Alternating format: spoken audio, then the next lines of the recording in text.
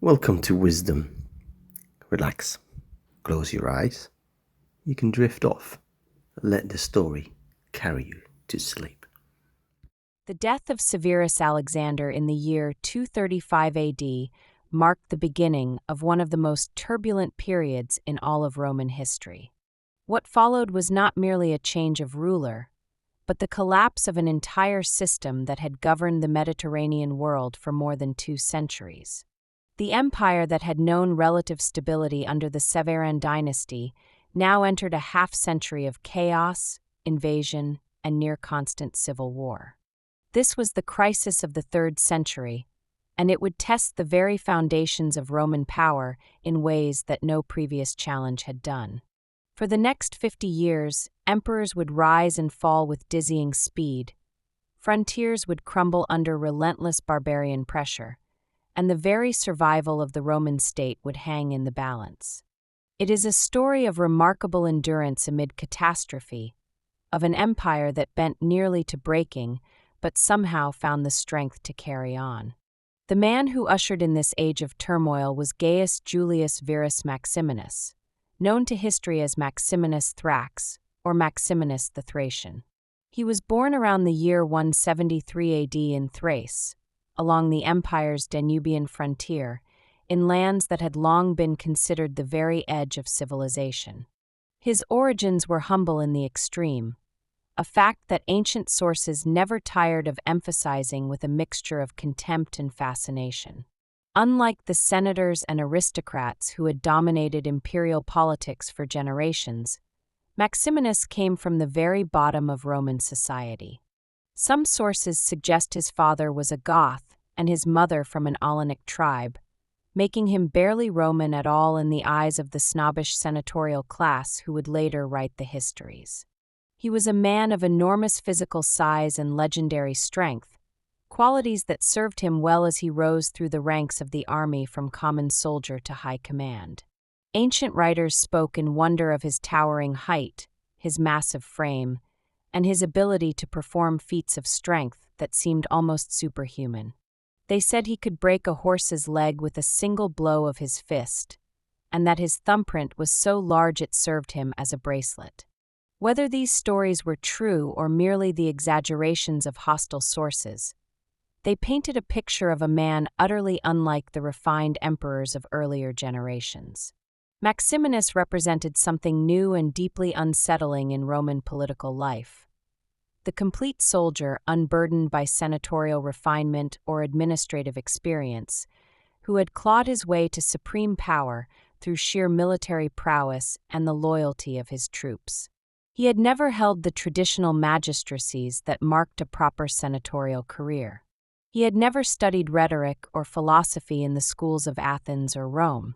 He knew nothing of the subtle art of managing the Senate, of balancing the interests of the great aristocratic families, of maintaining the delicate fiction that the emperor was merely the first citizen among equals. What he knew was war, how to lead men in battle, how to inspire loyalty through shared hardship, how to defeat the enemies of Rome along the frozen rivers of the northern frontier. When the mutinous troops on the Rhine murdered Severus Alexander and his mother Julia Mamaea in March of 235 AD, they turned immediately to Maximinus, their commanding general. The soldiers had grown frustrated with Alexander's cautious approach to warfare, his reliance on diplomacy and payment rather than the honest clash of arms, and the dominant influence of his mother over imperial policy. They wanted a fighter, a soldier's soldier, who would lead them to glory and plunder rather than negotiate with barbarians from a safe distance. In Maximinus they found exactly that. The legions proclaimed him emperor on the spot, without waiting for the Senate's approval or the blessing of any constitutional authority, making him what historians would later call the first of the barracks emperors. His accession marked the true beginning of the crisis of the 3rd century. Maximinus reigned from 235 to 238 AD, and during those 3 years he remained almost constantly with his armies on the frontier. He fought aggressive campaigns across the Rhine and Danube, battling Germanic and Sarmatian tribes with a ferocity that won him military titles and the grudging respect of his soldiers. The frontier wars were real and pressing, for the barbarian peoples beyond the rivers had grown bolder during the troubles of the Severan period. Constant vigilance was required to keep them at bay, and Maximinus threw himself into this work with tremendous energy, leading his troops personally in battle and sharing their hardships in camp. Yet he rarely engaged with the Senate or the traditional structures of Roman government. He never visited Rome during his entire reign, preferring the military camps of the frontier to the political intrigues of the capital. To his soldiers, this made him one of them. To the senators and Italian elites, it was proof that he was nothing more than a barbarian in purple robes. In the year 238 AD, the accumulated resentments against Maximinus exploded into open revolt. While besieging the city of Aquileia in northern Italy during a civil war sparked by rebellion and senatorial opposition, Maximinus met his end at the hands of his own men. The siege had dragged on longer than expected, supplies were running dangerously short, and the soldiers grew demoralized by the stubborn resistance of the city's defenders. Frustrated and hungry, facing the prospect of a long campaign with little glory and less plunder, they turned on the emperor who had led them into this desperate situation. Maximinus and his son were murdered by their own troops, who then cut off their heads and sent them to Rome as proof that the tyrant was finally dead. The Senate received this grisly trophy with undisguised relief and ordered the heads displayed on poles in the Forum. Marcus Antonius Gordianus, known as Gordian I, was born around 158 AD into the wealthy aristocratic class that Maximinus so conspicuously lacked. His family claimed descent from the famous Gracchi brothers, those noble reformers of the Roman Republic, and he had enjoyed a distinguished senatorial career that spanned many decades of service. He served as consul and eventually as proconsul of the province of Africa, governing from the great city of Carthage. He was an old man by the time of the revolt against Maximinus, perhaps 80 years of age, a literary gentleman who had written poetry in his younger days. He had no particular desire for the purple, no burning ambition to rule the world. But when local elites in Africa pressed him to accept the imperial title, offering it as the only alternative to destruction at the hands of Maximinus, he reluctantly agreed. Pressured by provincial aristocrats who had already committed treason by murdering imperial tax officials, Gordian and his son Gordian II accepted acclamation as emperors in early 238 AD. The Senate in Rome quickly endorsed their claim, declaring Maximinus a public enemy and aligning itself with the African revolt in a bold gamble for senatorial supremacy. For a brief, shining moment, it seemed that the traditional ruling class might reassert its control over Roman politics. But Gordian I and his son held power for only about 3 weeks. When a loyalist commander from neighboring Mauritania defeated and killed Gordian II in battle, the elder Gordian hanged himself rather than face capture. Their tragic, swift fall illustrated how provincial revolts could make emperors overnight, but without military force to sustain them, those same emperors would fall just as quickly. It was a harsh lesson that Rome would learn again and again in the decades to come. The younger Gordian, Marcus Antonius Gordianus II, had been born around 192 AD. He shared power with his father during those desperate weeks of the African revolt, serving as co-emperor in a partnership born of crisis rather than careful planning.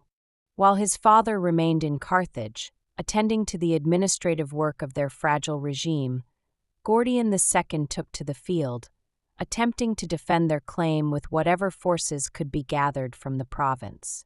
He was in his mid-40s, younger and more energetic than his aged father, and he possessed the vigor that the situation demanded. But energy alone could not compensate for the absence of trained legions, and the provincial militia he commanded were no match for regular Roman soldiers. The battle that ended Gordian II's life was fought against a Mauritanian army loyal to Maximinus Thrax. The details are sparse in our surviving sources, but the outcome was devastating and decisive. The African levies broke before the disciplined assault of professional troops, their lines crumbling as trained soldiers cut through their ranks with practiced efficiency. Gordian fell somewhere in the chaos of that terrible defeat, perhaps leading a final desperate charge, perhaps cut down while trying to rally his fleeing men. His body may never have been recovered amid the carnage of the battlefield. The news of his death sealed his father's fate. The Senate, having committed itself irrevocably to the Gordian cause, now found itself without emperors and facing the approaching vengeance of Maximinus. In their desperation, they would turn to new candidates, new champions who might somehow salvage the situation. The co-reign of the two Gordians had lasted about 21 days, making it one of the shortest joint rules in Roman imperial history. Yet their brief rebellion would have lasting consequences, for it had shown that Maximinus could be opposed, that the Senate still possessed some capacity for independent action, and that the empire's control over its provinces was far more fragile than the mighty facade of Roman power might suggest. The death of the two Gordians in Africa left the Senate in a desperate position. They had openly declared Maximinus a public enemy, had thrown in their lot with the rebels, and now found themselves without an emperor to champion their cause. In their panic, they turned to two of their own number, elevating the elderly senators Pupienus and Balbinus as joint emperors to face the approaching threat. But the Roman people, ever suspicious of these aristocratic choices, demanded a Gordian. The name had become a rallying cry, a symbol of resistance to military tyranny, and the crowd would not be satisfied with unfamiliar senators. And so a boy was brought forward, the 13-year-old grandson of Gordian I, and he was made Caesar alongside the two new Augusti to appease the populace. When Pupienus and Balbinus were murdered by the Praetorian Guard just months later, their bodies dragged through the streets and left unburied, this child was left as sole emperor. He was Gordian III, and his improbable reign would prove far more consequential than anyone might have expected. Marcus Antonius Gordianus, the third emperor of that name, was born in the year 225 AD. He was a grandson of Gordian I through his daughter, and thus carried the family's claim to legitimacy, even if he was far too young to exercise any real power himself. When the Praetorian Guard murdered Pupienus and Balbinus in their camp in mid-238 AD, they proclaimed this young boy as sole emperor. The soldiers and the Senate accepted their choice, for there seemed no better alternative in a year that had already seen 6 emperors, and so Rome found itself ruled by a child. Gordian III became the youngest sole ruler in Roman history, ascending to supreme power at an age when most boys were still learning their letters, memorizing passages of Virgil, and being trained in the rhetorical arts that proper Romans considered essential.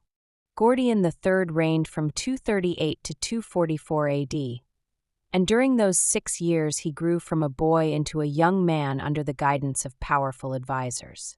Chief among these was his father-in-law Timesitheus, a capable administrator and military commander who served as Praetorian prefect and effectively ran the empire in the young emperor's name.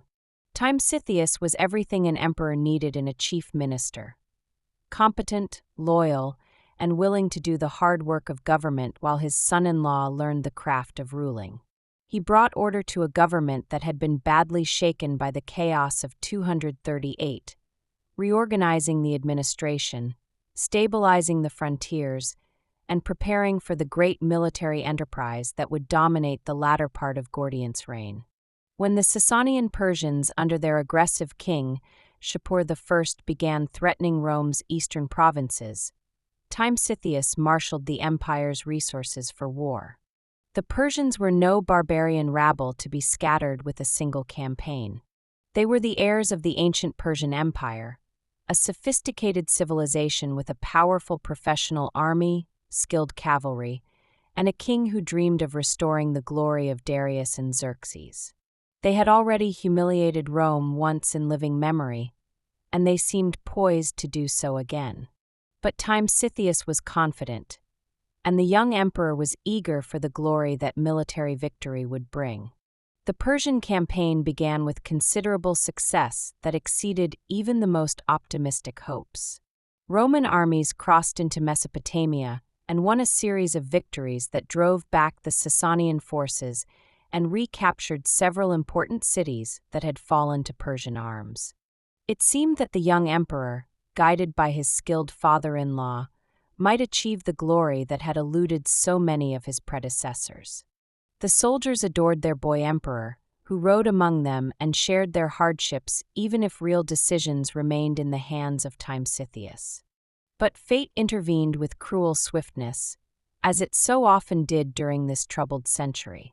Timesitheus died during the campaign, probably from illness though poison was whispered, and without his guiding hand the expedition began to falter. A new praetorian prefect emerged to fill the vacuum of power, a man named Philip who came from the distant province of Arabia. And Philip, it seems, had ambitions of his own that extended far beyond serving a teenage emperor. Gordian III died near the frontier in 244 AD, during the Persian campaign that had begun so promisingly. The circumstances of his death remain uncertain, shrouded in the propaganda of his successor and the conflicting accounts of ancient historians. Some ancient sources say he fell in battle, struck down by Persian arms while leading his troops in some skirmish or engagement that has been lost to history. Others claim he was killed in a plot orchestrated by Philip, who then blamed the Persians to deflect suspicion from his own treacherous hands. Still others suggest he died of wounds received in combat, and that Philip merely took advantage of the situation to seize power. Whatever the truth, Gordian III was dead at perhaps 19 years of age, his reign cut short before he could truly emerge from the shadow of his advisors and become a ruler in his own right. His body was buried far from Rome, in a tomb near the site of his death, a tomb whose location would eventually be forgotten as the centuries passed and the empire that he had briefly ruled transformed into something his contemporaries would not have recognized. The empire that had been entrusted to a child now passed to the man who may well have murdered him. Marcus Julius Philippus, known to history as Philip the Arab, was born around 204 AD in the province of Arabia, near the city of Shaba in modern Syria. His origins were provincial and relatively humble, far removed from the great aristocratic families of Rome and Italy who had once monopolized imperial power. He had risen through military service, making his way from the dusty camps and garrison towns of the eastern frontier to the heights of power in the Praetorian Guard. He was pragmatic, ambitious, and utterly ruthless when circumstances required such ruthlessness. When Gordian III died, Philip was perfectly positioned to seize control, and he wasted no time in doing exactly that, moving with the swift decisiveness of a man who understood that hesitation meant death. During the Persian War, Philip had become Praetorian prefect after the death of Timesitheus, placing him in command of the young emperor's personal guard and giving him effective control over the army. After Gordian's death in 244 AD, he negotiated a peace with the Persians that involved paying substantial sums to Shapur, a settlement that got the Roman army out of a dangerous situation, but that critics would later condemn as humiliating. With the Eastern crisis resolved, at least temporarily, Philip was proclaimed emperor by the troops, and the Senate in Rome had little choice but to accept their decision. Another provincial soldier had claimed the purple. Another outsider had muscled his way to the throne. Philip reigned from 244 to 249 AD, a span of 5 years that saw both celebration and catastrophe. The most memorable event of his reign was the celebration of Rome's millennium in 248 AD, when the city marked 1,000 years since its legendary founding by Romulus. Games and spectacles of unprecedented scale entertained the populace, exotic animals were slaughtered in the arena, and the empire briefly turned from its troubles to celebrate its glorious past. For a moment, it was possible to believe that Rome remained eternal, that the difficulties of recent decades were merely temporary setbacks in an otherwise inevitable march toward greatness. Philip presided over these celebrations with all the pomp that imperial resources could provide, minting coins that proclaimed the eternal city and sponsoring festivities that lasted for days. Yet even as Rome celebrated its past, the present was crumbling around the foundations of the state. Philip faced major crises throughout his reign, including frontier pressures that never seemed to relent and internal unrest that constantly threatened to spark into open revolt. The Danubian frontier was particularly troubled, with Gothic and other barbarian groups raiding deep into Roman territory, burning villages, carrying off captives, and defeating the forces sent to stop them. The empire's military resources were stretched thin, trying to defend too many miles of frontier with too few soldiers, and the emperor in Rome could not be everywhere at once. Local commanders were left to fend for themselves, and some began to wonder whether they might not do better as emperors themselves. When Danubian troops, frustrated by their defeats and the distant emperor's apparent neglect, rallied behind a general named Decius, Philip's reign entered its final crisis. Decius was an experienced military man from Pannonia, a region that had produced many soldiers and several emperors. He may not have sought the purple initially, but once his troops proclaimed him, he had little choice but to fight or die. In 249 AD, Philip marched north to confront this new usurper, gathering what forces he could for the decisive confrontation. The two armies met somewhere in the Balkans, possibly near Verona, and the battle that followed sealed Philip's fate. He was defeated and killed, along with his young son Philip II, whom he had made co-emperor in hopes of founding a dynasty. The man who had celebrated Rome's millennium would not live to see its 1001st year. His body was left on the battlefield, another emperor fallen in civil war, another reign ended by Roman swords rather than barbarian ones. The emperor who emerged from Philip's defeat was Gaius Messius Quintus Decius, a man whose brief reign would leave a lasting mark on both Roman and Christian history. Decius was born around 190 AD in Pannonia, along the Danubian frontier that had produced so many soldiers and so many emperors during this troubled century. He came from a provincial senatorial family, respectable enough, but not among the great houses of Rome that had once dominated imperial politics. He had built his career through military service and administrative competence, earning the trust of successive emperors and eventually of Philip himself. Philip sent him to the Danube to restore order among the rebellious legions there, to bring discipline to troops who had grown restless and discontented. It was a fateful choice, for Decius proved too successful at his task. The soldiers he had been sent to discipline instead acclaimed him as emperor, and Decius found himself facing a stark choice between seizing power or facing execution for the treason that his soldiers had committed in his name. In 249 AD, when Philip's troops proclaimed Decius emperor, he may not have sought the purple himself. Ancient sources suggest he tried at first to negotiate, to find some way out of the impossible situation in which he found himself, to convince the soldiers to rescind their dangerous acclamation. But his soldiers would not hear of it. They had chosen their emperor, raised him on their shields in the time-honored fashion, and they expected him to lead them to Rome or die trying. Decius marched south with the Danubian legions at his back, met Philip in battle somewhere in the northern provinces, and won a decisive victory that left his rival dead on the field. The Senate, informed of the outcome, had no choice but to accept this latest military coup, another emperor imposed upon them by the swords of provincial legions. It was becoming a familiar pattern, one that would repeat itself again and again as the crisis deepened. Decius reigned from 249 to 251 AD, And during those brief years he attempted something that no emperor had tried on such a scale before. He launched a systematic, empire-wide persecution of Christians, issuing edicts that required all inhabitants of the Roman world to perform public sacrifice to the traditional gods. This was not simply religious intolerance, though it certainly manifested as such. Decius saw the Christians as a threat to the unity and stability of the empire at a moment when unity and stability seemed to be crumbling on every side. By demanding universal participation in traditional religious rites, he hoped to bind the empire together through shared ritual, to restore the Pax Deorum, the peace with the gods, that he believed had been disrupted by Christian refusal to sacrifice.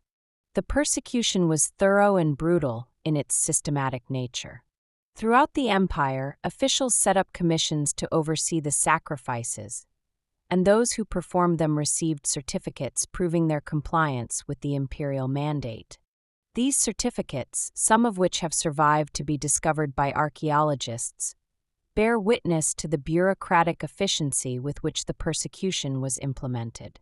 Those who refused faced imprisonment, torture, confiscation of property, and death. Many Christians complied under pressure, offering the required sacrifice or bribing officials for certificates without actually performing the rites. Others stood firm in their faith and suffered accordingly, enduring whatever punishments their persecutors devised. Bishops were targeted with particular ferocity, for they were the leaders who might stiffen resistance among their flocks and organize defiance of imperial commands. The persecution created a crisis within the Christian Church itself, as communities wrestled with what to do about those who had lapsed under pressure and later sought readmission to fellowship. It was a wound that would take years to heal and would spark bitter controversies about forgiveness and discipline that divided Christians for generations. Yet Decius did not live to see the full consequences of his religious policy, nor would he have the chance to consolidate his vision of a restored Roman unity. His reign was dominated by military crisis as much as by religious persecution. The Goths, a Germanic people who had been pressing against the empire's Danubian frontier for decades with increasing boldness, launched a massive invasion that swept across the Balkans, burning and pillaging as they went. Their armies were vast, their warriors fierce, and their leaders had learned much from their previous encounters with Roman forces. Decius gathered his forces and marched to meet them, determined to drive the barbarians back across the river and restore security to the ravaged provinces. The campaign went badly from the start, plagued by poor intelligence and difficult terrain. Roman forces suffered repeated setbacks, and the emperor himself fell in battle. The Battle of Abritus in 251 AD was one of the worst disasters in Roman military history. Decius and his son Honorius led their army against the Gothic forces in swampy terrain where the barbarians had prepared an ambush.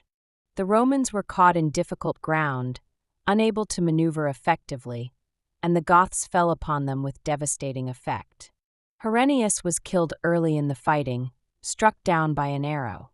When word reached Decius of his son's death, he reportedly said that the loss of one soldier meant nothing to the state, and he pressed the attack with renewed fury. But the battle was already lost. The Roman army was destroyed, and Decius himself fell somewhere in the chaos, his body never recovered from the swampy battlefield. He was the first Roman emperor to die in battle against a foreign enemy, a grim milestone that illustrated just how desperate the empire's situation had become. The defeat at Abritus opened the floodgates to disaster. With the Roman army shattered and the emperor dead, the Goths and other barbarian peoples poured across the frontier almost at will, encountering little effective resistance. The provinces of the Balkans suffered devastation on a scale they had not seen in centuries. Cities that had grown wealthy and complacent under the long Roman peace were sacked and burned. Populations were enslaved by the thousands, marched off in chains to serve their new Gothic masters. Whole regions were depopulated as the survivors fled to safer lands, abandoning farms and villages to the flames. The new emperor, Trebonianus Gallus, who had somehow survived Abritus and been acclaimed by what remained of the battered army, could do little but pay tribute to the Goths and hope they would take their plunder and go away. It was a stopgap measure at best, an admission of weakness that satisfied no one and only encouraged further aggression. Publius Licinius Valerianus, known as Valerian, emerged from this chaos as the next in the long line of crisis emperors. He was born in the early 3rd century into a prominent senatorial family, one of the few among the barracks emperors who could claim genuine aristocratic pedigree. His ancestors had held consulships and governorships, had sat in the front rows of the Senate, and advised earlier emperors on matters of state. Valerian himself had held high offices under previous emperors and had earned a reputation for competence and reliability in an age when both qualities were in desperately short supply. When the brief reign of Trebonianus Gallus collapsed amid renewed Gothic raids and military revolt in 253 AD, Valerian's troops proclaimed him emperor. Unlike so many of his predecessors, he had the experience and the connections to stabilize the situation, at least temporarily. Valerian reigned from 253 to 260 AD, and he immediately recognized that the empire's problems were too great for one man to handle alone, no matter how capable or experienced. He made his son Gallienus co-emperor, dividing the burden of defense between them in a formal partnership. Valerian took responsibility for the east, where the Sasanian Persians under Shapur posed an existential threat to Rome's wealthy eastern provinces with their great cities, their lucrative trade routes, and their populations of taxpayers on whom the empire depended. Gallienus remained in the west, struggling against the Germanic peoples who pressed relentlessly against the Rhine and Danube frontiers, probing for weakness, seeking plunder, testing the strength of Roman defenses. It was a practical arrangement born of desperation, an acknowledgement that the empire was simply too large and its enemies too numerous for a single ruler to manage effectively. The challenges Valerian faced in the east were immense, perhaps unprecedented in their combination and severity. The Persians had been raiding Roman territory for years, and Shapur dreamed of nothing less than the conquest of Rome's entire Eastern Empire, the recovery of all the lands that had once belonged to the ancient Persian kings before Alexander the Great had destroyed their dynasty. Gothic pirates ravaged the coasts of Asia Minor, attacking wealthy cities that had known peace for generations and whose walls had fallen into disrepair. Plague swept through the empire, killing soldiers and civilians alike and disrupting the administrative and economic systems on which Roman power depended. The so-called Plague of Cyprian was devastating entire regions, depopulating cities, and leaving the living too few to bury the dead. Valerian gathered what forces he could from depleted garrisons and exhausted provinces, and he marched east to confront these multiplying disasters, determined to restore Roman prestige and drive back the Persian advance before the east was lost forever. The campaign against the Persians brought Valerian to the greatest humiliation any Roman emperor had ever suffered. While operating near the city of Edessa in 260 AD, attempting to negotiate or perhaps to fight his way out of a deteriorating military situation, Valerian was captured alive by the Persian king Shapur I. The exact circumstances remain disputed by ancient sources, with Roman writers blaming treachery and claiming that Shapur had lured the elderly emperor to a peace conference only to seize him, while Persian accounts boasted of military victory on the battlefield. The relief carvings that Shapur commissioned at Nakshi Rostam show the Persian king on horseback, triumphantly grasping the arm of a kneeling Roman emperor in a scene of utter humiliation. What is certain is that a Roman emperor, the commander of Rome's eastern armies, the holder of imperium and the sacred dignity of the purple, fell into the hands of his enemy and never returned to his homeland. Valerian died in Persian captivity at some unknown date, his fate a subject of grisly legend. Later stories claimed that Shapur used him as a human mounting block when getting onto his horse, forcing the aged Roman to kneel, so the Persian king could step on his back. Some accounts say that after his death his skin was stuffed with straw and displayed as a trophy in a Persian temple, a permanent reminder of Persian triumph over Roman power. Whether these tales are true or merely Roman horror stories born of shame and impotent rage, they captured the shock that this unprecedented disaster inspired throughout the Roman world. Valerian's capture left his son Gallienus as sole emperor, but it also left the empire more fragmented and vulnerable than ever before. The very fabric of Roman unity began to unravel in the wake of the catastrophe at Edessa. In the west, a general named Postumus seized power in Gaul and established what historians call the Gallic Empire, a breakaway state that would control Gaul, Britain, and parts of Spain for over a decade while claiming to represent true Roman authority. In the east, the city of Palmyra, under its dynamic leader Odenathus, and later his widow Zenobia, assumed effective control over Rome's eastern provinces, defending them against Persian aggression, but also asserting an independence that Rome could not effectively challenge. The empire that Gallienus inherited was an empire in pieces, with rivals and rebels on every side and barbarian invaders penetrating ever deeper into provinces that had once seemed secure. Publius Licinius Ignatius Gallienus, who had already served as co-emperor with his father since 253 AD, now found himself sole ruler of what remained of Central Roman authority. He was born around 218 AD, well-educated and cultured in a way that set him apart from many of the rough soldier emperors of this period. He patronized philosophers and artists, and he seems to have genuinely appreciated Greek culture and learning in ways that his military rivals dismissed as effete.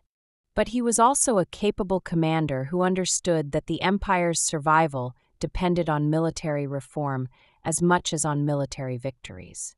Gallienus ruled from 253 to 268 AD, with sole power from 260 after his father's capture.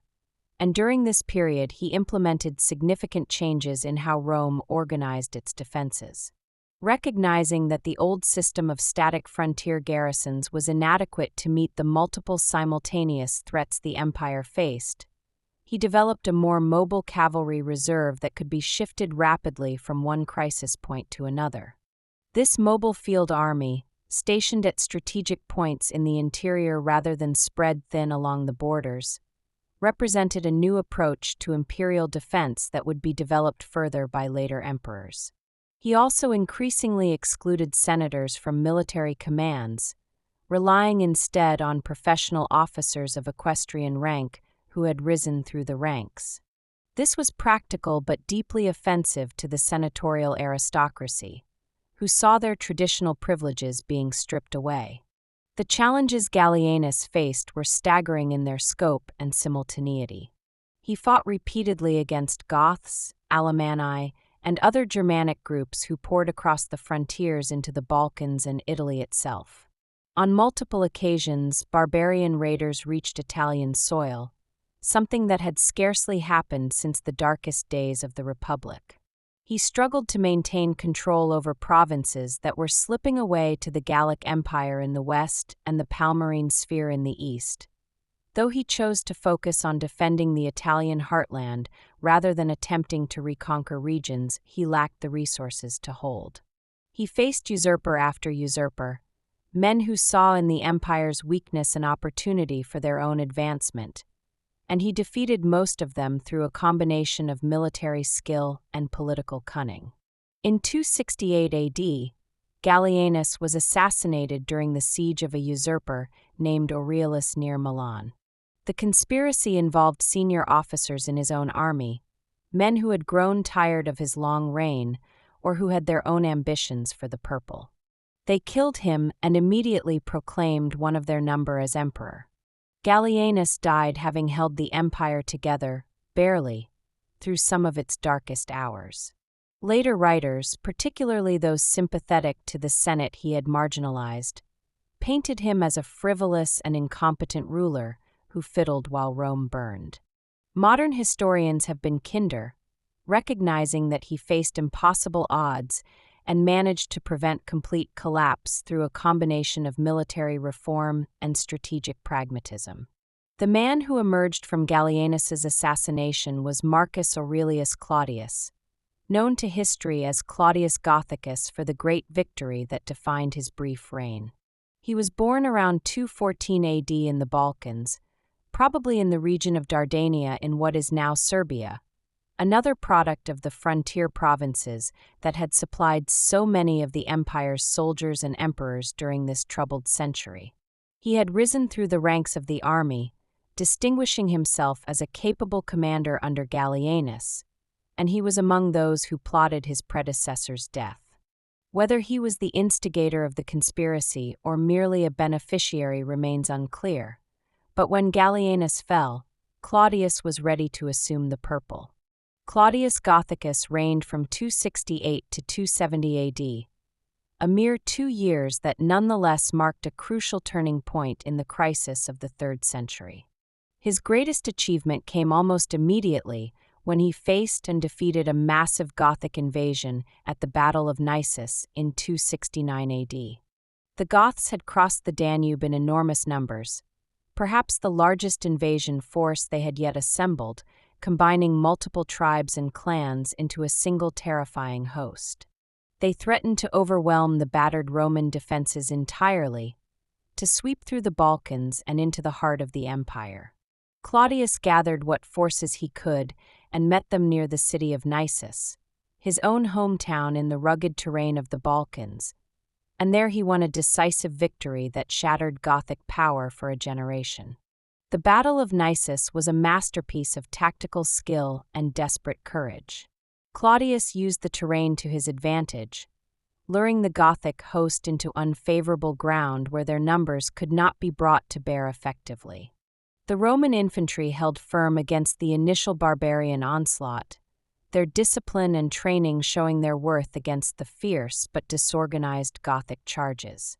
When the moment was right, Roman cavalry struck the Gothic flanks, and the barbarian army dissolved into a rout. Tens of thousands of Goths fell in the battle and the pursuit that followed, their bodies littering the roads and fields for miles around Nisus. Many more were captured, and either enslaved or settled as farmers on depopulated Roman lands. Rome could finally claim a major victory after years of humiliating defeats, and Claudius earned his surname Gothicus for this triumph. The victory at Nisus helped stabilize the Danube frontier and restored some measure of Roman prestige after the disasters of the preceding decades. Claudius followed up his success with campaigns against the Alemanni and other Germanic groups, working methodically to rebuild Roman military power and push back the tide of invasion. He also began the slow process of reintegrating the breakaway states, though he did not live long enough to complete this work. The Gallic and Palmyrene empires still stood apart, but the momentum had shifted. Rome was recovering slowly and painfully from the nadir of the crisis. Claudius Gothicus died in 270 AD, not in battle against the barbarians he had so recently defeated, but from the plague that had ravaged the empire for decades. The plague of Cyprian, as later generations would call it, had stalked the empire since at least the 250s, killing millions and depopulating whole regions. It took rich and poor alike, soldiers and civilians, emperors and slaves. Claudius, who had survived the dangers of battle, could not survive the invisible enemy that lurked in every camp and city. His death was a blow to Roman hopes, cutting short a reign that had begun so promisingly. But it was a natural death rather than another assassination, and it allowed for a relatively orderly succession to the next emperor. His brief reign had shown that the empire could still produce capable leaders, that Roman armies could still win decisive victories against seemingly overwhelming odds, and that the crisis, however terrible, was not necessarily terminal. The work of restoration would continue under his successors, who would build on the foundations he had laid in the blood-soaked fields around Nisus. The death of Claudius Gothicus brought to power one of the most remarkable men of the entire Roman imperial period, a soldier emperor who would earn the title Restitutor Orbis, the restorer of the world. Lucius Domitius Aurelianus, known simply as Aurelian, was born around 214 AD in the Balkans, probably in the region of Dacia Ripensis or Moesia, another son of the frontier provinces that had supplied so many of Rome's 3rd-century emperors. His origins were humble indeed, the son of a peasant farmer or perhaps a tenant on senatorial estates, a man with no family connections or inherited wealth to smooth his path to power. He had risen to prominence through military service alone, through courage in battle and skill in command. He was tough, disciplined, and utterly ruthless when circumstances demanded ruthlessness, but he was also a gifted strategist who could see beyond the immediate crisis to the larger work of imperial restoration that the desperate times required. He was, in short, exactly what the empire needed. Aurelian became emperor in 270 AD after a brief interlude when Claudius's brother Quintillus claimed the throne. The Danubian legions, who had their own candidate in mind, proclaimed Aurelian instead, and Quintillus was either killed by his own soldiers or took his own life rather than face the inevitable defeat at the hands of a better general with more loyal troops.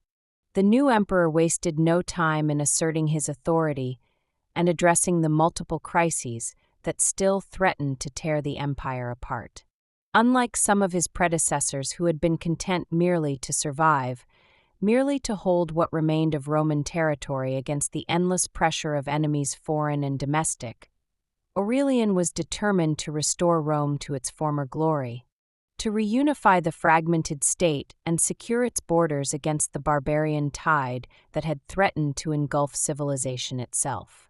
Aurelian reigned from 270 to 275 AD, a mere 5 years that accomplished more than many longer reigns. His most famous achievement was the reunification of the empire, the crushing of the breakaway states that had emerged during the dark years of the 260s when it seemed that Roman unity was a thing of the past. He turned first to the east, where the Palmyrene Empire under Queen Zenobia had grown from a useful buffer state into a direct challenge to Roman authority. Zenobia was one of the most remarkable women of antiquity, intelligent, ambitious, and daring. She had claimed the purple for her young son Vabalithus, had minted her own coins bearing imperial titles, and had extended her control over Egypt and much of Rome's eastern territories, creating a new empire within the shell of the old. Aurelian marched east with his battle-hardened legions, fought and defeated the Palmyrene forces in a series of bloody engagements, besieged and captured the great caravan city of Palmyra itself, and took Zenobia prisoner. The famous queen was taken back to Rome to grace his triumphal procession, walking in golden chains before the Roman crowds, and Palmyra's challenge was ended forever. With the east secured by the defeat of Palmyra, Aurelian turned his attention to the west, where the Gallic Empire still maintained its stubborn independence under a succession of rulers. The Gallic Empire had begun as a desperate response to the crisis of the 260s, an attempt to provide local defense when the central government seemed unable to do so. But by Aurelian's time it had become simply another rival claiming imperial legitimacy.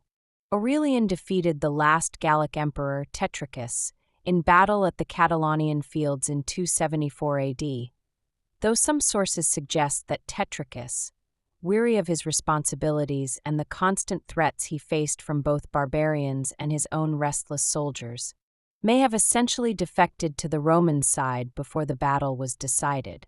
Either way, the result was the same, and Tetricus marched in Aurelian's triumph alongside Zenobia. For the first time in over a decade, the Mediterranean world was again united under a single Roman emperor, and Aurelian could claim to have truly restored the world. Aurelian also strengthened the defenses of Rome itself, recognizing that the city's old walls were no longer adequate to protect the capital in an age when barbarian raids could penetrate deep into Italy. He began construction of the massive Aurelian walls, a circuit of brick-faced concrete fortifications nearly 12 miles in circumference that enclosed a much larger area than the ancient Servian walls, and that would protect Rome for centuries to come.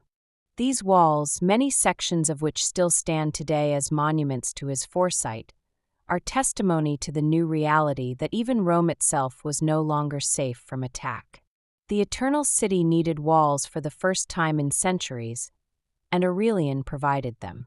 He also reformed the coinage, attempting to address the economic chaos that decades of debasement and inflation had caused, stabilizing the currency and restoring some measure of confidence in Roman money. His was a reign of restoration in every sense of the word, touching military affairs, territorial integrity, urban defense, and economic stability. Yet Aurelian did not live to enjoy the fruits of his labors or to complete all the work he had begun. In 275 AD, while preparing for another campaign against the Persians who had humiliated Valerian years before, he was assassinated by officers of his own army. The conspiracy apparently arose from a misunderstanding, or perhaps from forged documents created by a corrupt secretary who feared punishment for his crimes. These forgeries convinced certain officers that the emperor planned to have them executed, and they struck first, killing Aurelian before he could defend himself or explain the truth. It was a tragic end for a man who had done so much to save the empire, struck down not by barbarian swords or Persian arrows, but by the treachery of his own men acting on false information. The restorer of the world died far from Rome, his great work incomplete, but his legacy secure in the reunified empire and the mighty walls that bore his name. The period following Aurelian's death saw several short-lived emperors before the rise of another capable ruler. Marcus Aurelius Probus came to power in 276 AD, following the brief reigns of Tacitus and Florian. Probus was born around 232 AD in Sirmium, the great military center in the Balkans that had produced so many emperors during this troubled era. Like Aurelian and Claudius before him, he was a professional soldier who had risen through the ranks by merit and courage, earning distinction in campaigns along the empire's troubled frontiers where every year brought new challenges and new dangers. He was acclaimed emperor by the Eastern legions following Florian's death, and his capabilities quickly proved themselves equal to the enormous tasks that awaited him. Probus reigned from 276 to 282 AD, 6 years during which he continued the work of restoration that Aurelian had begun so magnificently. He fought a series of successful campaigns against Germanic tribes along the Rhine and Danube, driving back invaders who had once again begun to test Roman defenses in the aftermath of Aurelian's death. His victories were thorough and decisive, and he earned a reputation as one of the most capable military emperors of the century. He resettled many defeated barbarians as farmers on depopulated Roman lands, hoping to restore agricultural productivity while providing a buffer of semi-Romanized peoples along the frontiers. He repaired the damage that decades of war had inflicted on provincial cities and infrastructure, working systematically to rebuild what the crisis had destroyed and to restore the prosperity that peace could bring. But Probus was a demanding master who expected the same discipline from his soldiers in peace that he demanded in war. He insisted on hard work from his soldiers even in times of peace, setting them to tasks like draining marshes, constructing roads, and building public works when there were no enemies to fight. This was sensible policy from the perspective of keeping idle soldiers out of trouble and improving the empire's infrastructure, work that needed to be done if the provinces were to recover. But it was deeply unpopular with men who felt that soldiers should fight, not dig ditches like common laborers.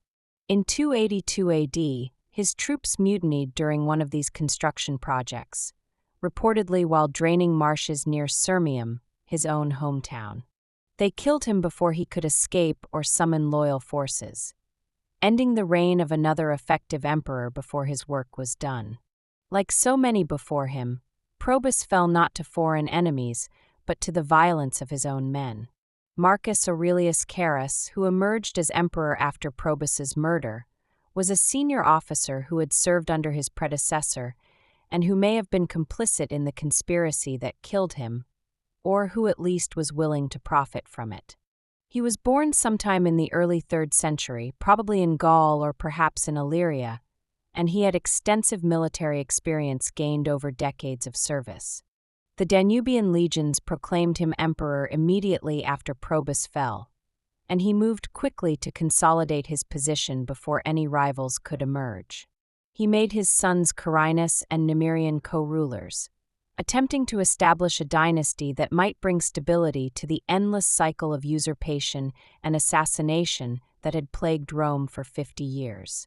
Carinus was left to govern the west while Carus and Numerian marched east against Rome's perpetual enemy, the Sasanian Persians who had so humiliated Valerian decades before and who still threatened Rome's wealthy eastern provinces.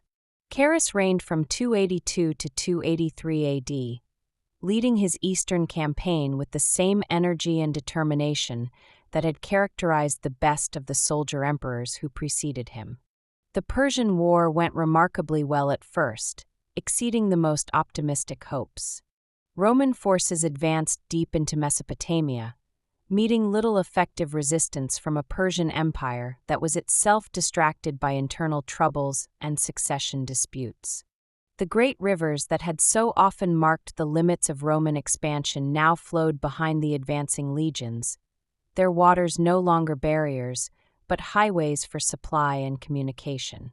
In a stunning reversal of the humiliation suffered under Valerian 2 decades before, Carus reportedly captured the great Persian capital of Ctesiphon, that storied city on the Tigris that had seen so many armies pass beneath its walls over the centuries. It was an achievement that had eluded Roman commanders for generations, a triumph that seemed to herald a new era of Roman ascendancy in the East. Veteran soldiers who remembered the shame of Valerian's capture could now hold their heads high again, knowing that Rome had avenged her honor in the only way that mattered. It seemed that Rome's eastern frontier might finally be secure, that the Persian threat which had overshadowed so many reigns might at last be definitively contained. But Carus did not live to savor his triumph or to consolidate his conquests. In late 283 AD, while still campaigning in the east, he died under mysterious circumstances that later sources attributed to a lightning strike. Whether he was actually killed by a bolt from the heavens, a fitting end for a man who had dared to reach so high, or whether this was merely a convenient explanation for assassination or sudden illness, we cannot know with certainty. Ancient writers loved the symbolism of the lightning strike, the gods themselves intervening to end a reign that had perhaps grown too ambitious. What is certain is that his death threw the succession into chaos once again. His son Numerian, who had accompanied him on the campaign, assumed power in the east, while Carinus continued to rule in the west from the comfortable distance of the Italian provinces. The dynasty that Carus had hoped to establish seemed briefly to have taken hold. Numerian's reign was even stranger and shorter than his father's. After Carus's death, the army began the long march home from Persia, but Numerian fell ill with an eye infection and withdrew into a closed litter, supposedly to protect his inflamed eyes from the harsh eastern sun that beat down mercilessly on the dusty roads. Days passed, then weeks, with no one seeing the emperor. Officials brought documents to the litter for his seal, received them back with the imperial mark, and assumed all was well. The strange silence from within was attributed to the emperor's illness, his need for darkness and rest. Eventually, the smell of death emanating from the litter revealed the terrible truth that those closest to power had been concealing. Numerian had been dead for some time, murdered by his own father-in-law, the Praetorian prefect Arrius Aper. The army, discovering this grim secret hidden beneath silken curtains, demanded justice and a new emperor to lead them home. The man who emerged from this crisis would fundamentally reshape the Roman world. Gaius Aurelius Valerius Diocletianus, known to history as Diocletian, was a soldier from Dalmatia who had risen through the ranks to high command. When the troops assembled to choose a new emperor, they acclaimed Diocletian, and his first act was to personally execute Aper with his own sword before the assembled army, avenging Numerian and establishing his authority with a single dramatic stroke.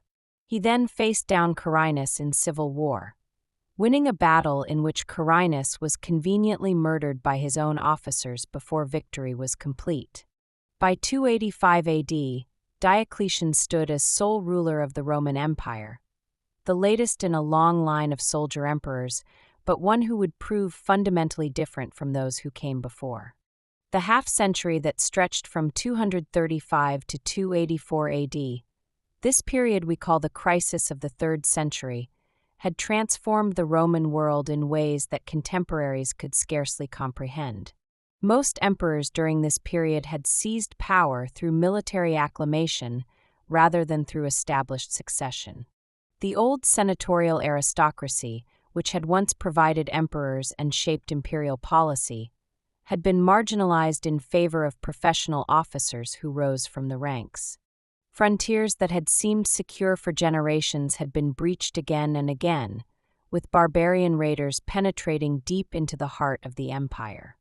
Provinces had broken away entirely, forming their own states with their own emperors. Plague had swept through the population, killing millions and disrupting every aspect of social and economic life. The economy had collapsed, with inflation rendering the currency nearly worthless and trade networks breaking down. Yet the empire had survived. Somehow, despite everything, the Roman state had endured when it might easily have perished.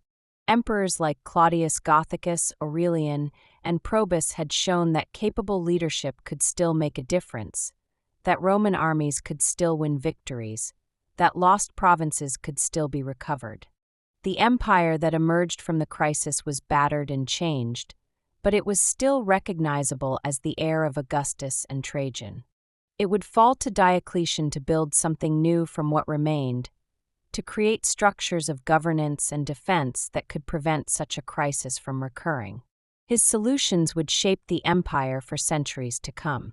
Diocletian was born around 244 or 245 AD near Salona in Dalmatia, along the Adriatic coast. His origins were humble, perhaps the son of a freedman or of peasant farmers, a man with no family connections to ease his rise. He had joined the army as a common soldier and had worked his way up through ability and determination, serving under emperors from Gallienus to Carus and learning the arts of war and governance in the hard school of frontier service. He was shrewd, calculating, and possessed of a vision for how the empire might be reorganized to prevent the chaos that had nearly destroyed it. Where previous emperors had merely reacted to crises as they arose, Diocletian would attempt something far more ambitious, a comprehensive restructuring of how Rome was governed and defended. Diocletian proclaimed emperor by his troops in 284 AD, consolidated his position through 285, and then embarked on reforms that would define the later Roman Empire. Recognizing that the empire was simply too large for one man to govern effectively, particularly given the military threats on multiple frontiers, he divided power through a system that historians call the tetrarchy, the rule of four. He appointed a trusted comrade, Maximian, as co-emperor with the title Augustus, assigning him responsibility for the Western Empire while Diocletian himself focused on the East. Later, each Augustus appointed a junior colleague called a Caesar, creating a college of 4 rulers who could respond to threats across the vast expanse of Roman territory. This system of shared rule required more than just dividing territory. Diocletian reorganized the provinces, breaking large provinces into smaller, more manageable units and grouping them into larger administrative districts called dioceses. He separated civil and military authority, so that governors no longer commanded troops and generals no longer administered cities. He reformed taxation, creating more systematic methods of assessment and collection that could fund the enlarged armies the empire now required. He built new palaces and administrative centers in cities closer to the frontiers, recognizing that Rome itself was no longer central to imperial governance. The emperor no longer needed to be in Rome. He needed to be wherever the military situation demanded, whether that was Milan or Trier, Nicomedia or Antioch.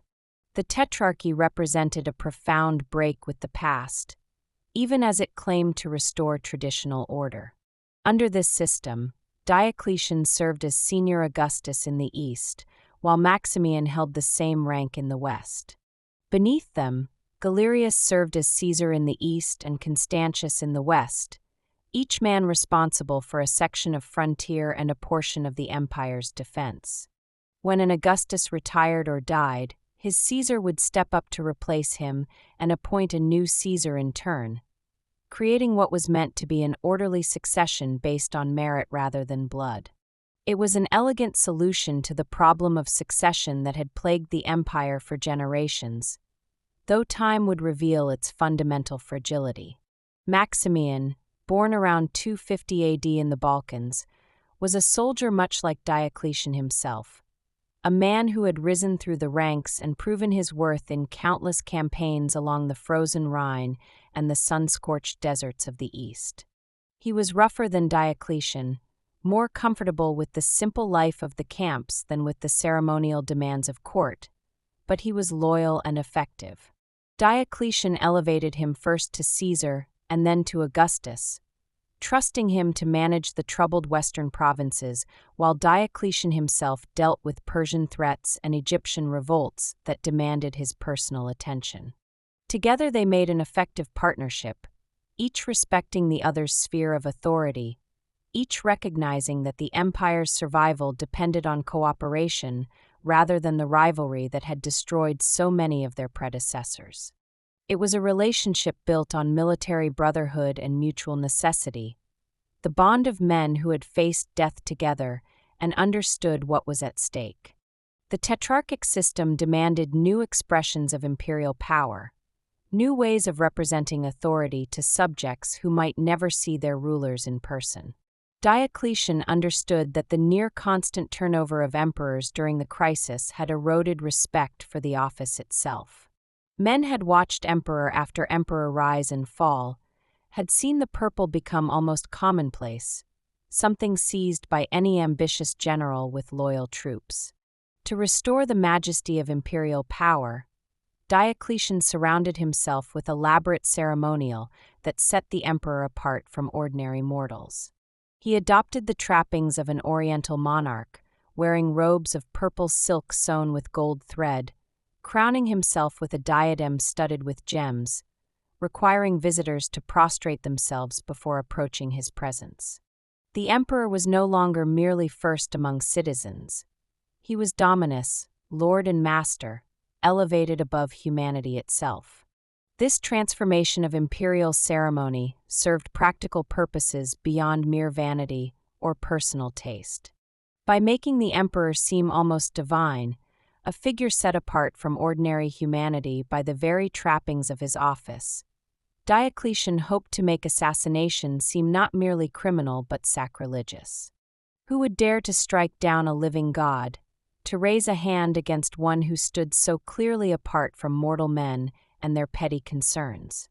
The elaborate rituals also helped to manage the transition between rulers, creating a sense of continuity that transcended individual emperors and their particular personalities. It was the office that mattered, the sacred position, not the particular man who happened to occupy it at any given moment. Subjects could transfer their loyalty from one Augustus to another without feeling that anything fundamental had changed, because the ceremonial framework remained constant and unchanging, a fixed point in a turbulent world. Diocletian's religious policies would cast a long shadow over his reign and his legacy. For most of his rule, he showed little interest in persecuting Christians, who by this time had grown numerous throughout the empire, particularly in the eastern provinces. They served in his army, worked in his administration, and lived peacefully alongside their pagan neighbors in most communities. But in 303 AD, Influenced perhaps by Galerius or by concerns about military loyalty, Diocletian initiated what would become known as the Great Persecution, the most severe and systematic attempt to suppress Christianity in Roman history. Churches were destroyed, scriptures were burned, clergy were arrested, and ordinary Christians were compelled to sacrifice to the traditional gods or face imprisonment, torture, and death. The persecution continued with varying intensity for nearly a decade, claiming thousands of martyrs whose stories would be treasured by later generations of believers and told around hearths and in churches for centuries to come. In some provinces, enforcement was zealous and bloody, with officials competing to demonstrate their loyalty to the old gods and their zeal for the emperor's commands. In others, officials looked the other way or accepted minimal compliance, satisfied with token gestures that allowed both sides to preserve their dignity and their lives. Constantius, ruling in the far west where Christian communities were smaller but still present, applied the edicts with notable reluctance, destroying churches but largely sparing lives, a moderation that Christians would remember with gratitude. The persecution ultimately failed in its goal of eliminating Christianity, instead strengthening the resolve of believers and creating a generation of martyrs whose example inspired others to hold fast to their faith. It would be left to later emperors to recognize that Christianity could not be destroyed, only accommodated and perhaps even embraced. Galerius, who served as Caesar under Diocletian in the east and later succeeded to Augustus, was born around 250 AD in the Balkans, near the region that had produced so many of the soldier emperors of the 3rd century. His origins were humble, his mother reportedly a peasant woman who worshipped the old mountain gods of her ancestors, and he had risen through the army by talent and determination.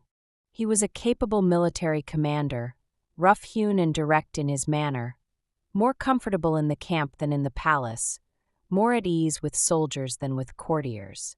His campaigns against the Persians proved largely successful after initial setbacks, and he extended Roman influence in the east while Diocletian focused on administration and reform.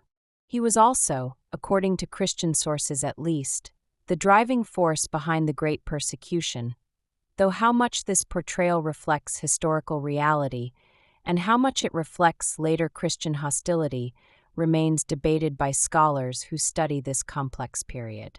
Constantius Chlorus, whose epithet means the pale one, and may have referred to his complexion or perhaps to some aspect of his manner that contemporaries found distinctive, served as Caesar in the west under Maximian, responsible for Britain and Gaul and the long frontier along the Rhine where Germanic tribes pressed constantly against Roman defenses.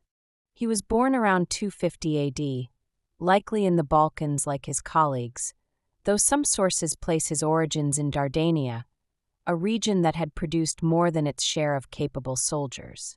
His rise through the military ranks had been steady and distinguished, marked by competence rather than brilliance, and he had proven himself an able administrator as well as a capable general. Unlike his Eastern colleagues, Constantius showed little enthusiasm for persecuting Christians, preferring to focus on the practical matters of defense and governance that the Western provinces demanded and that consumed most of his attention. Constantius faced significant challenges in his portion of the empire, challenges that would have tested any ruler. Britain had broken away under a usurper named Carus, who had established an independent state and successfully resisted initial attempts at reconquest, building a fleet that controlled the waters between Britain and the continent. It took years of patient preparation before Constantius could mount an effective campaign, finally recovering Britain in 296 AD and restoring it to the empire. The campaign showcased his methodical approach to warfare, his willingness to take time and prepare thoroughly rather than rushing into poorly planned operations that might end in disaster. He understood that in the 4th century, the empire could not afford to waste armies on failed ventures. The family connections within the tetrarchy were meant to cement the bonds between rulers and ensure smooth succession. Galerius married Diocletian's daughter Valeria, while Constantius divorced his first wife Helena to marry Theodora, Maximian's stepdaughter. These dynastic marriages created webs of obligation and affection that were supposed to prevent the kind of civil wars that had torn the empire apart in the previous century.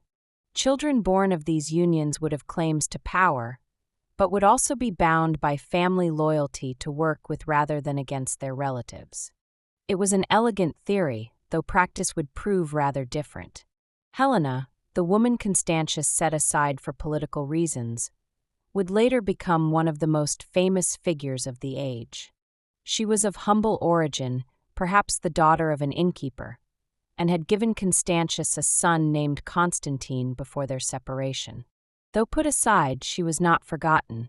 Her son would remember her, and when he came to power, he would elevate her to the highest honors, making her Augusta and showering her with resources that she devoted to Christian piety. Churches rose at her command throughout the Holy Land, built over sites associated with Christ's life and death. Legend would credit her with discovering the true cross itself, bringing this most sacred of relics to light after centuries of concealment. In 305 AD, something unprecedented occurred in Roman history, an event that astonished contemporaries and continues to puzzle historians today. Diocletian voluntarily abdicated, surrendering power and retiring to a magnificent palace he had built at Split on the Dalmatian coast, overlooking the blue waters of the Adriatic. He was the first emperor ever to willingly give up the throne, to set aside the purple and return to private life, and he compelled his reluctant colleague Maximian to do the same, though Maximian went with far less grace and would later attempt to return to power.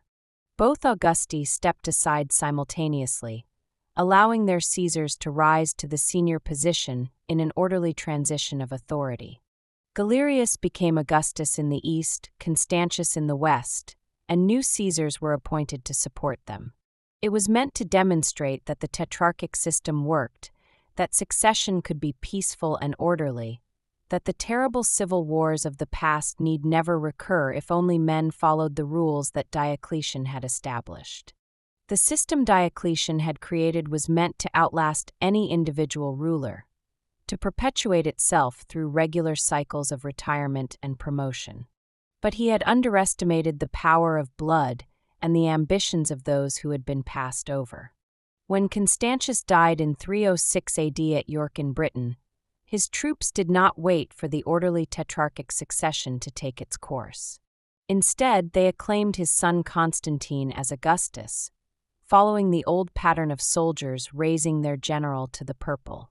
The system Diocletian had so carefully constructed began to unravel almost immediately, victim of the very forces it had been designed to contain.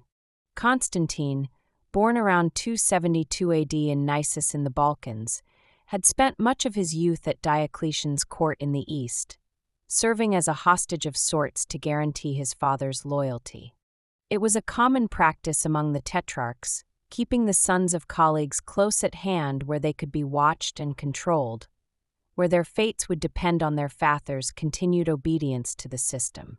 The young Constantine received an excellent education in both military arts and the refined culture of the Eastern court, learning how power worked from the inside, observing the ceremonies and councils that shaped imperial policy. He saw how Diocletian wielded authority, how the elaborate ceremonial of the court enhanced rather than diminished real power, and how the careful balance of the tetrarchy was maintained through constant attention and occasional coercion. He served in Diocletian's campaigns along the Danube and in the east, proving himself a capable soldier and earning the respect of veteran officers who recognized talent when they saw it. He watched the machinery of the tetrarchy in operation, learning lessons he would later apply in very different ways when circumstances placed him in positions his father's colleagues had never intended. When the succession of 305 AD occurred, Constantine found himself in a precarious position. He was not included in the new arrangements, passed over in favor of Severus and Maximinus Daia, men with stronger connections to Galerius but lesser claims of blood. Constantine was too dangerous to ignore but too valuable to eliminate openly, and so he remained at Galerius's court, a virtual prisoner whose future remained uncertain. He understood that his life hung by a thread, that any perceived disloyalty or any change in political circumstances could result in his quiet elimination. The tension must have been unbearable for a young man of ability and ambition who knew his father ruled in the West, but could do nothing to help him.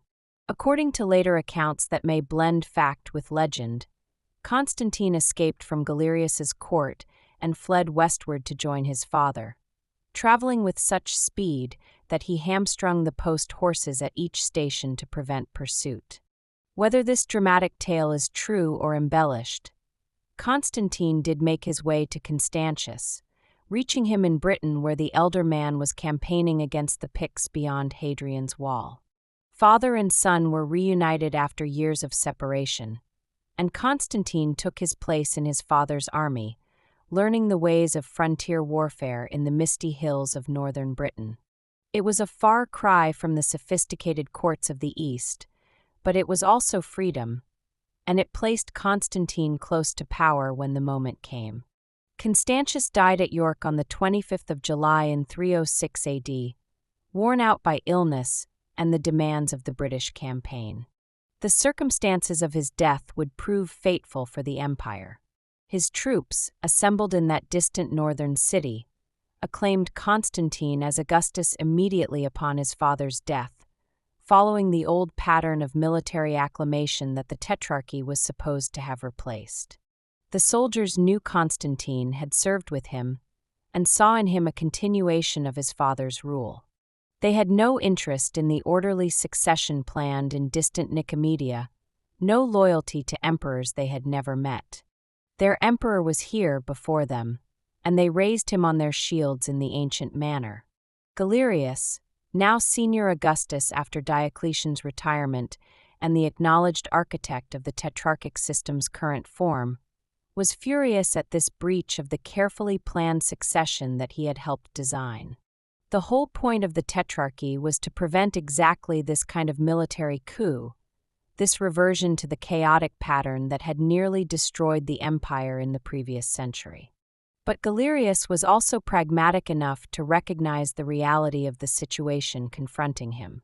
He could not easily unseat Constantine from his position in the distant West without a major military campaign that would weaken the empire as a whole and leave other frontiers vulnerable to barbarian attack. A civil war launched against Constantine would consume resources desperately needed elsewhere, and might well end in defeat if Constantine's troops proved as loyal as their initial acclamation suggested. Instead, Galerius offered a compromise that saved face while acknowledging facts on the ground, a diplomatic solution that demonstrated both his frustration and his realism. Constantine would be recognized, but only as Caesar, not as Augustus. The senior rank in the West would go to Severus, Galerius's own man, who would theoretically outrank Constantine and maintain the proper tetrarchic hierarchy. It was a solution that satisfied no one fully but avoided immediate civil war, postponing rather than resolving the underlying tensions. But the compromise could not hold, for it failed to account for other ambitious claimants. In Rome itself, the Praetorian Guard and the Roman populace chafed under tetrarchic rule that had marginalized their city and threatened their privileges. In October of 306 AD, they acclaimed Maxentius, son of the retired Emperor Maximian, as their ruler. Maxentius was not part of the tetrarchic system, held no recognized position, but he had the support of Rome and Italy, and his father soon came out of retirement to back his son's claim. The orderly succession that Diocletian had designed was dissolving into chaos, with multiple claimants competing for power across the empire. Severus, the Western Augustus appointed by Galerius to maintain the tetrarchic order, marched against Rome to suppress Maxentius's rebellion, confident that his imperial authority would make short work of an upstart who held no legitimate position. But his campaign ended in disaster that revealed how completely the tetrarchic system had failed to command the loyalty it required. His troops deserted to Maxentius in droves, won over by the name of Maximian and by bribes distributed from the ancient treasuries of Rome. The old loyalties to dynasty and city proved stronger than the new loyalties to an impersonal system of succession. Severus himself was captured and eventually killed, eliminating one of Galerius's carefully chosen successors. Galerius himself then led an army into Italy, reaching the walls of Rome itself, but he too found his troops unreliable and was forced to retreat without achieving his objective. The city that had once ruled the world had successfully defied the tetrarchic emperors, and the system Diocletian had built continued to crumble. These years of civil war tested all the claimants and eliminated those too weak to survive the struggle. Maximian, having come out of retirement to support his son, soon quarreled with Maxentius and was forced into exile. He fled to Constantine's court in Gaul, where he was received with honor despite the complicated politics his presence created. Constantine even married Maximian's daughter Fausta, cementing an alliance that brought legitimacy and connections, though Fausta's presence at court would later bring tragedy as well as advantage. The marriage united two of the major dynasties competing for power, though it could not ultimately reconcile their competing ambitions. Maximian could not accept a subordinate role, even in comfortable exile. In 310 AD, while Constantine was away on campaign, the old emperor attempted to seize power for himself, proclaiming himself Augustus once again and trying to win over Constantine's troops. The attempt failed utterly. Constantine returned quickly, cornered Maximian at Marseilles, and forced him to surrender. Shortly afterward, Maximian was dead, by suicide according to Constantine's official version, though few believed that a man of Maximian's tenacious ambition had willingly taken his own life. However he died, his death removed one more player from the complex game of imperial politics. Galerius had watched the Western Empire dissolve into civil war from his base in the east, unable to impose order despite his seniority as the system's guardian. His health began to fail around 310 AD, the robust soldier's body betraying him at last, and he died in 311 AD of what ancient sources describe as a terrible wasting disease that may have been bowel cancer or some similar malignancy. The Christian writer Lactantius described his death in lurid detail, presenting it as divine punishment for his role in the Great Persecution, his flesh rotting away while he still lived. Before his death, Galerius issued an edict of toleration that ended the Great Persecution and allowed Christians to worship freely again, a remarkable reversal that some attributed to a deathbed conversion and others to simple pragmatism born of exhaustion. Whatever his motivation, the edict marked a turning point in imperial religious policy, an acknowledgement that nearly a decade of persecution had failed to suppress the new faith and that the time had come for a different approach. The empire needed unity, and religious conflict had brought only division and weakness.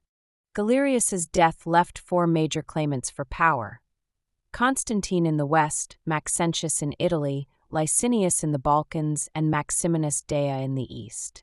Each controlled significant territories and armies, each claimed imperial legitimacy, and each knew that the empire could not indefinitely sustain four rulers of equal ambition. The stage was set for a final reckoning that would determine who would unite the Roman world under a single rule. Constantine, patient and calculating, began preparing for the campaign that would define his reign and transform the empire forever. In 312 AD, Constantine made his move against Maxentius. It was a gamble, for Maxentius held Italy and Africa with substantial forces, and many of Constantine's own advisors counseled caution. But Constantine had learned that hesitation in Roman politics usually proved fatal, that waiting allowed rivals to grow stronger while one's own position weakened.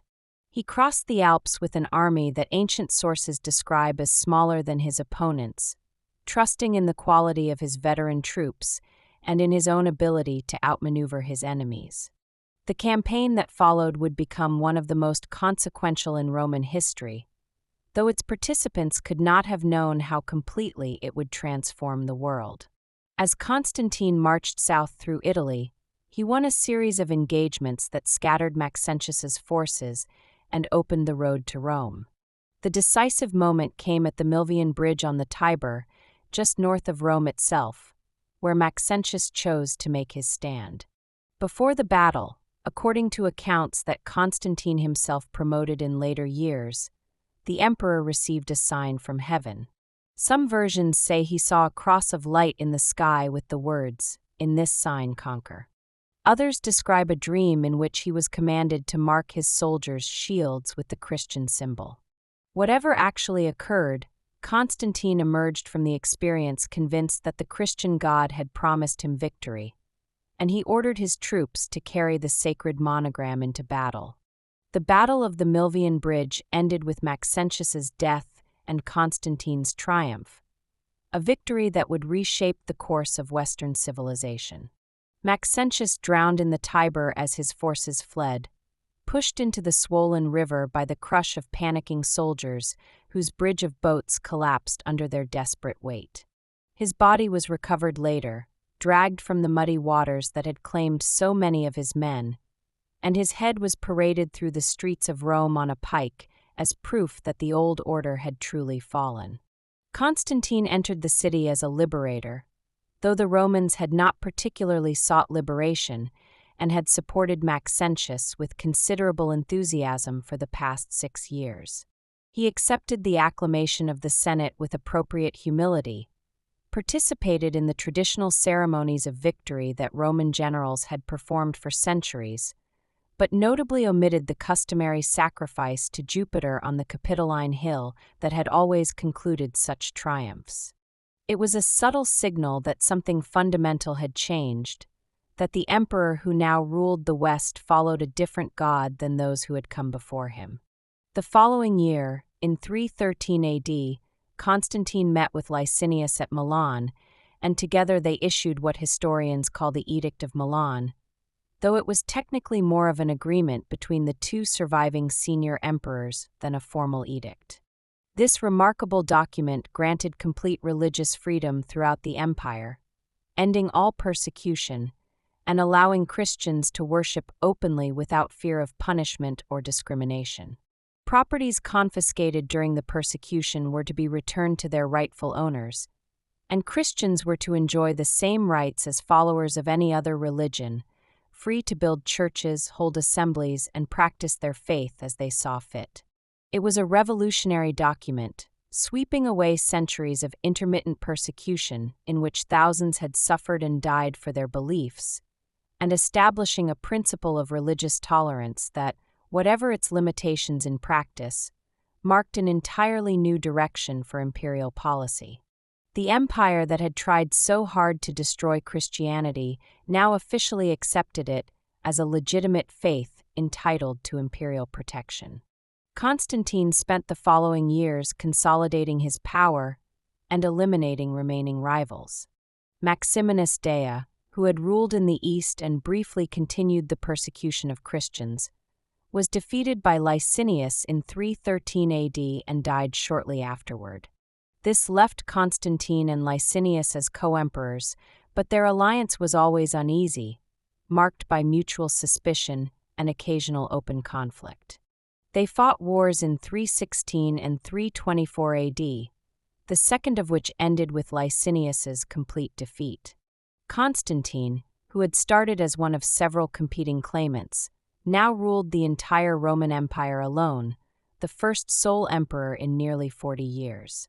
Having reunited the empire under his rule, Constantine turned to building projects that would reshape the Roman world physically as well as politically, leaving monuments that would endure for centuries after his death.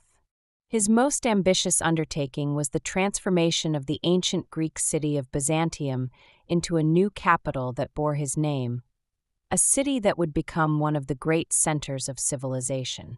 Constantinople, the city of Constantine, rose on the European shore of the Bosphorus, commanding the narrow waterway that linked the Black Sea to the Mediterranean and controlled some of the most important trade routes in the ancient world. Its location was strategically perfect, defensible by land and sea against any conceivable enemy, positioned to respond to threats from both the Danube frontier in the north and the Persian border in the east. Work began in 324 AD and continued for years with tens of thousands of laborers. The city officially dedicated in 330 AD amid celebrations and ceremonies that combined Roman tradition with the new Christian faith that Constantine had embraced. The new capital was designed as a Christian city from its inception, something Rome with its pagan temples and ancient traditions could never fully become. Constantine adorned it with churches rather than temples, filled it with Christian relics collected from across the empire, and made clear that this city represented a new era in Roman history. The old Senate and aristocracy might cling to their ancestral ways in Rome, but the future lay in the East, in this new foundation that combined Roman tradition with Christian faith. Constantinople would remain the capital of the Eastern Empire for over 1,000 years, outlasting Rome itself by centuries. Constantine's religious policies went far beyond mere toleration of Christianity, extending into active promotion and patronage that transformed the Church from a persecuted sect into a pillar of the imperial establishment. He showered the Church with favors of every kind, granting clergy exemption from the onerous civic duties that burdened other citizens, providing generous funds from imperial treasuries for the construction of magnificent churches throughout the empire, and inserting himself into theological disputes as if his imperial authority extended to matters of doctrine and belief. When controversy erupted over the teachings of Arius, an Alexandrian priest who argued that Christ was created by God the Father rather than eternal with him, Constantine summoned bishops from across the empire to a council at Nicaea in 325 AD. There, under imperial supervision and with imperial pressure applied when necessary, the assembled bishops hammered out a creed that condemned Arianism and established the orthodox position that would shape Christianity for millennia to come. The emperor who had once commanded legions now presided over debates about the nature of the Trinity, a remarkable transformation that illustrated how completely the Roman world was changing. Constantine's family life was considerably more troubled than his public achievements might suggest, marked by tragedy and violence that darkened his later years.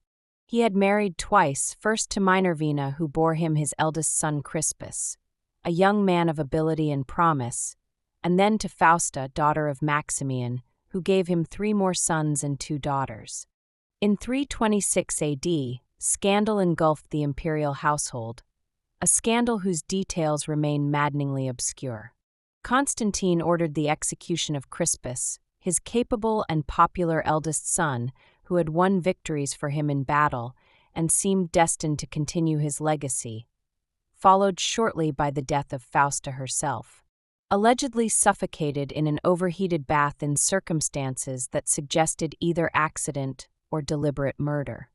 The reasons for these deaths were never officially explained and became the subject of endless speculation among contemporaries and historians alike. Some sources suggest that Fausta accused Crispus of attempting to seduce her, then was killed when Constantine discovered the accusation was false, a tragic echo of the myth of Hippolytus and Phaedra that Greek tragedians had dramatized centuries before. Whatever the truth, Constantine had eliminated both his most promising heir and the mother of his remaining sons, a domestic catastrophe that cast a shadow over the final decade of his reign. Constantine died on the 22nd of May in 337 AD, at the age of approximately 65, after a reign that had lasted over 3 decades and transformed every aspect of Roman life. He had postponed his baptism until he lay on his deathbed, a common practice in an age when baptism was believed to wash away all sins, and many wished to approach it with as clean a slate as possible after lives filled with the compromises that power demanded. He was buried in Constantinople, in the Church of the Holy Apostles that he had built for this very purpose, his sarcophagus surrounded by monuments to the 12 apostles, as if he were in some sense their equal or their successor. The 13th apostle who had brought the faith of Christ to the empire of the Caesars. He had transformed the Roman world more completely than any emperor since Augustus himself, linking the fate of the empire to the Christian faith in ways that would prove unbreakable even as the centuries passed, and the world continued to change around the foundations he had laid. Constantine left the empire to his 3 surviving sons, a division that seemed reasonable at the time but would soon lead to bloodshed and civil war. Constantine II, the eldest at around 21 years old, received Gaul, Britain, and Spain. Constans, just 17, was assigned Italy, Africa, and Illyricum. Constantius II, 20 years old, inherited the wealthy and strategically vital eastern provinces. It was a partition that reflected both geography and the need to maintain strong military commands on all frontiers, but it also ensured that 3 ambitious young men would spend their reigns watching each other warily, each wondering when the others might strike.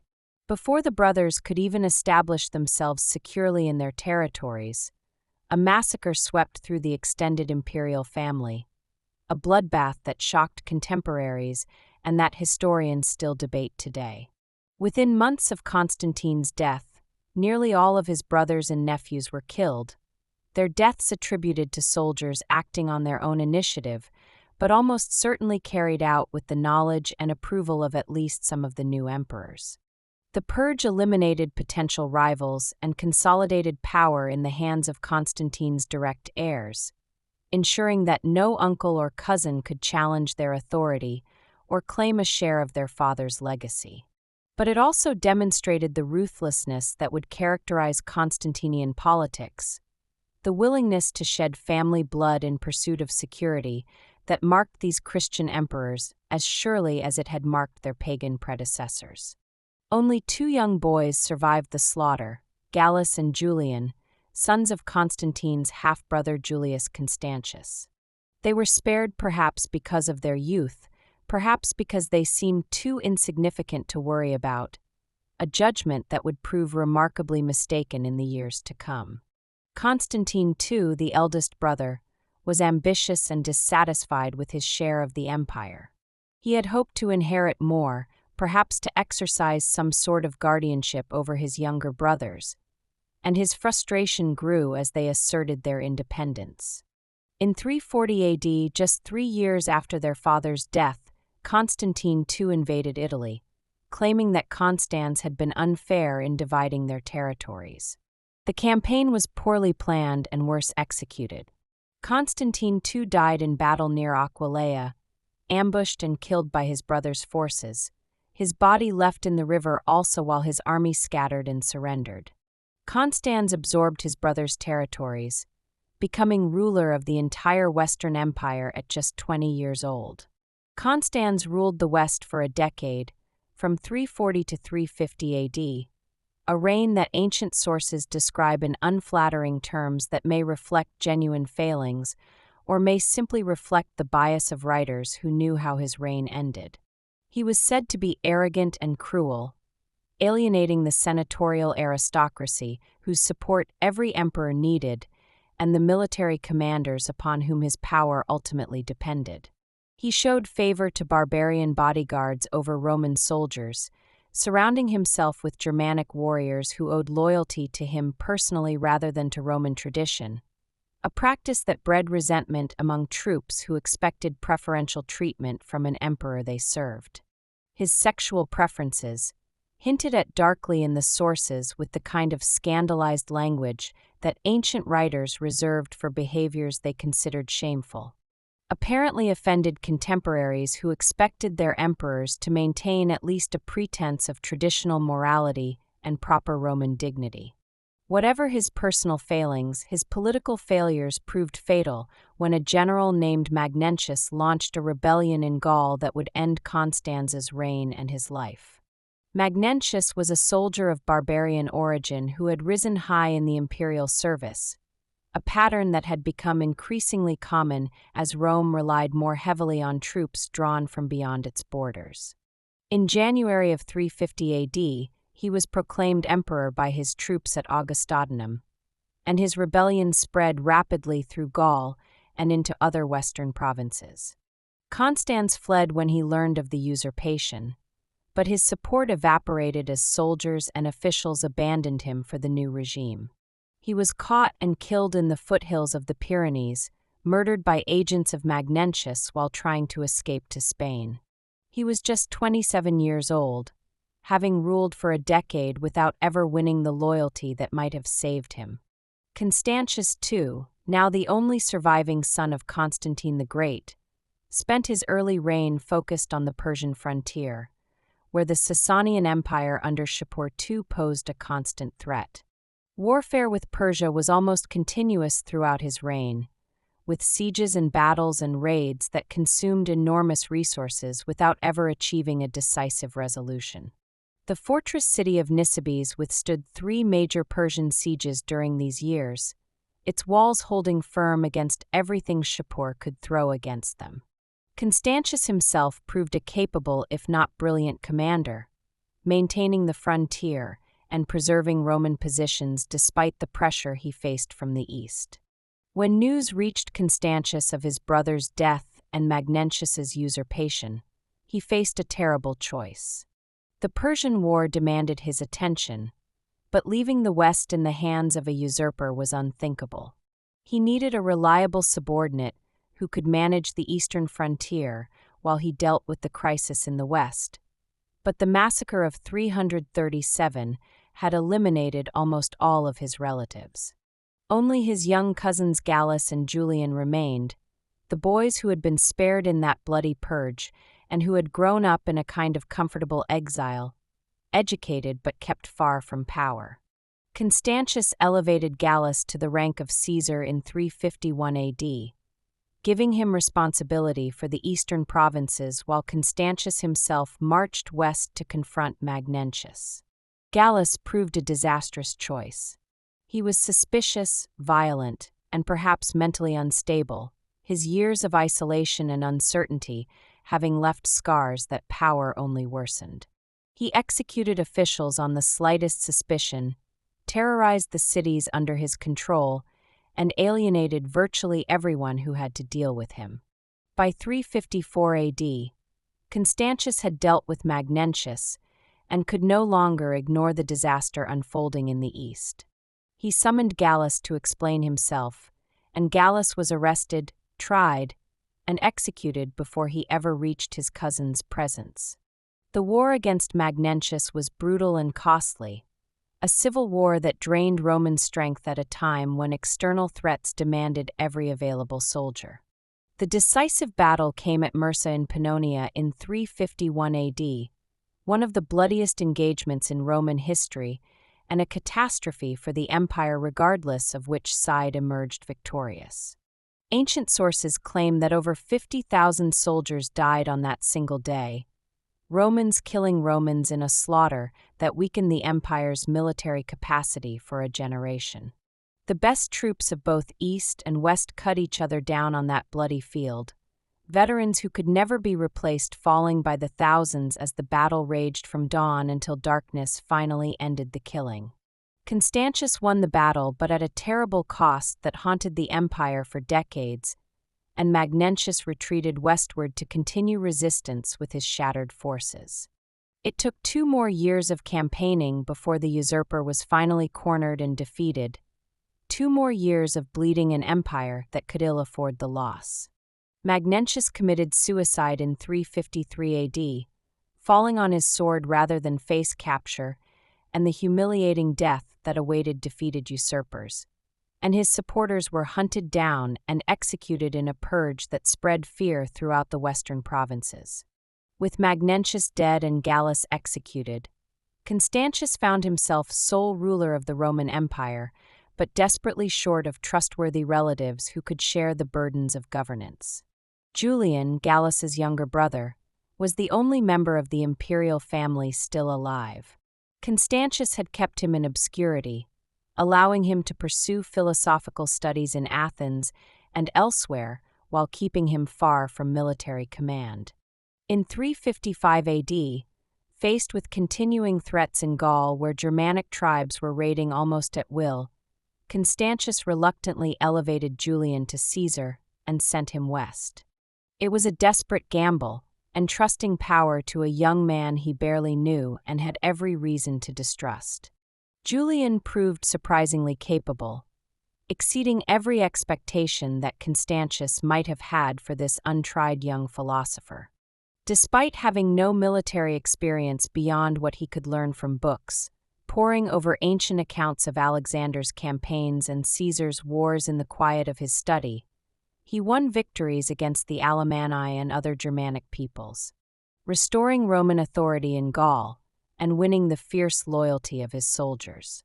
His most famous victory came at Strasbourg in 357 AD, where he defeated a much larger Germanic force in a battle that ancient sources describe in vivid detail. Julian led from the front, risking his life alongside his men, and when the battle was won he captured the Germanic king himself, presenting the prisoner as proof that Rome's power had returned to the Rhine frontier. The soldiers who served under him came to love him for his willingness to share their hardships, sleeping on the ground when they did, eating the same simple rations, and showing personal courage in battle that inspired those around him. His attention to their welfare won hearts that gold and promises could not have purchased. Julian the scholar was becoming Julian the general, and his growing reputation made his cousin Constantius increasingly uneasy about what he had unleashed. The tension between Constantius and Julian built slowly, but inexorably through the late 350s. Constantius watched with growing alarm as his young Caesar accumulated victories, and, more dangerously, the devotion of the Western armies. Julian, for his part, chafed under restrictions imposed from Constantinople, orders that seemed designed to limit his authority and prevent him from building the power base that success naturally created. The empire was too large and too threatened for such distrust between its rulers, but neither man could overcome the suspicions bred by years of family bloodshed. The break came in 360 AD, when Constantius demanded that Julian send a large portion of his best troops east to reinforce the Persian War. Julian's soldiers refused the order, proclaiming that they would not leave Gaul for distant eastern campaigns. Whether Julian instigated their refusal or merely yielded to it, the result was the same. His troops acclaimed him Augustus, and civil war became inevitable.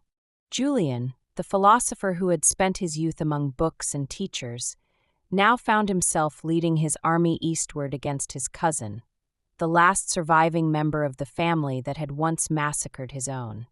The civil war that seemed certain to devastate the empire never actually occurred. As Julian marched east and Constantius marched west, gathering their forces for what would have been a catastrophic confrontation, Constantius fell ill. He died on the 3rd of November in 361 AD at Mopsuestia in Cilicia, naming Julian as his successor in his final moments.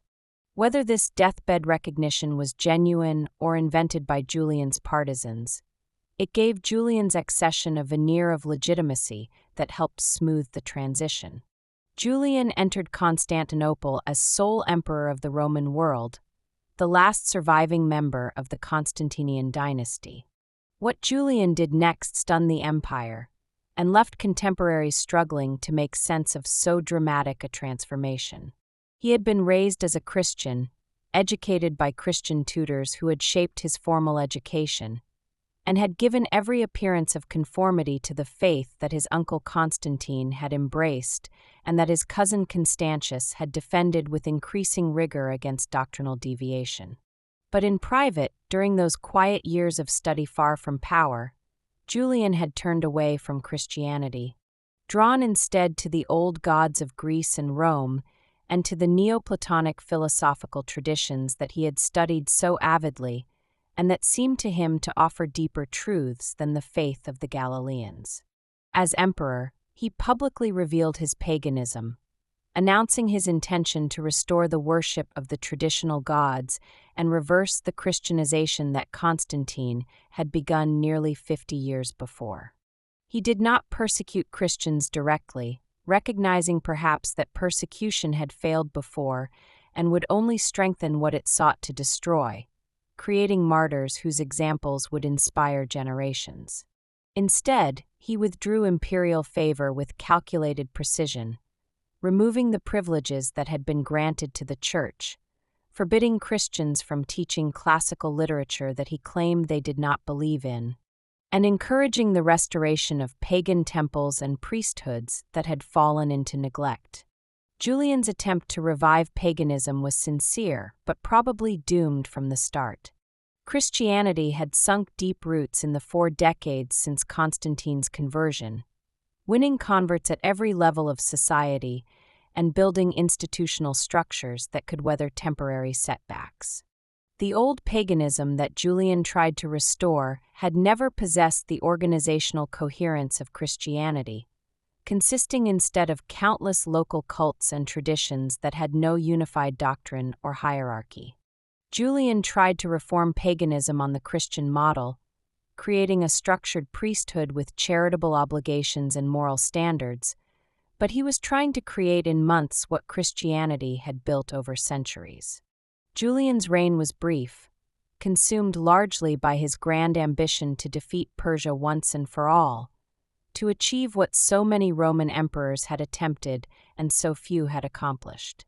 In 363 AD, he led a massive army eastward in an invasion meant to surpass the achievements of Alexander himself, an army of perhaps 65,000 men that represented the greatest concentration of Roman military power in generations. The campaign began brilliantly, with Julian's forces advancing deep into Persian territory through the fertile lands of Mesopotamia, brushing aside opposition and reaching the walls of the Persian capital Ctesiphon after victories that seemed to herald a new age of Roman dominance in the east.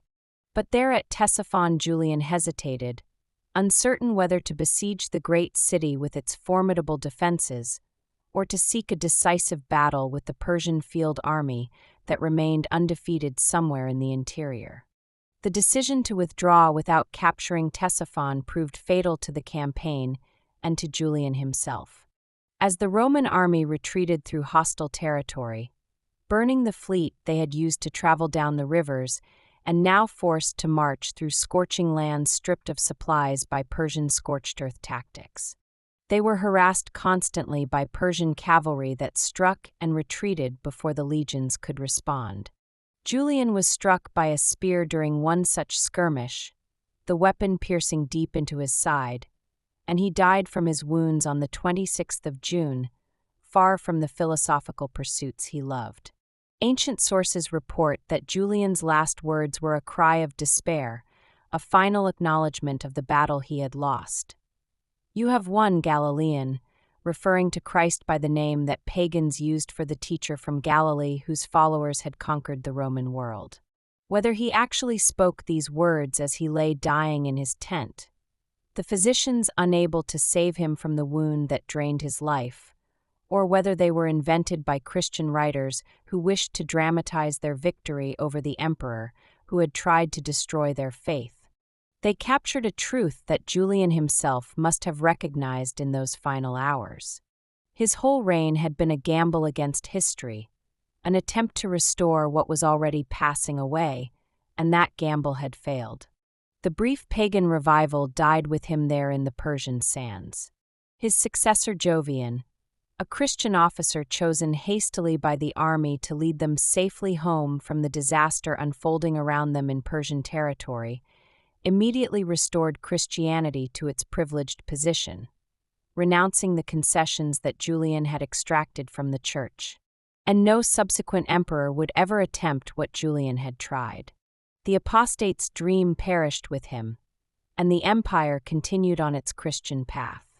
Julian the Apostate, as Christians called him in the centuries after his death, using that name as both description and condemnation, remains one of the most fascinating figures of late antiquity, a man whose brief reign has inspired endless debate and interpretation.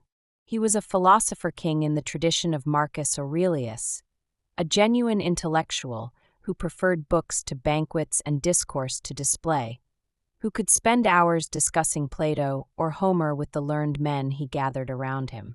He wrote extensively, leaving behind letters, orations, and satirical works that reveal a complex and cultivated mind, a man who thought deeply about the nature of the gods, the purpose of government, and the meaning of the philosophical life.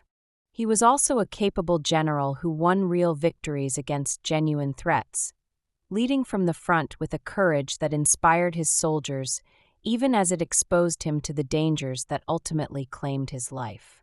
But he was also a dreamer who imagined that history could be reversed, that the old gods could reclaim their altars, and the world could return to what it had been before Constantine changed everything.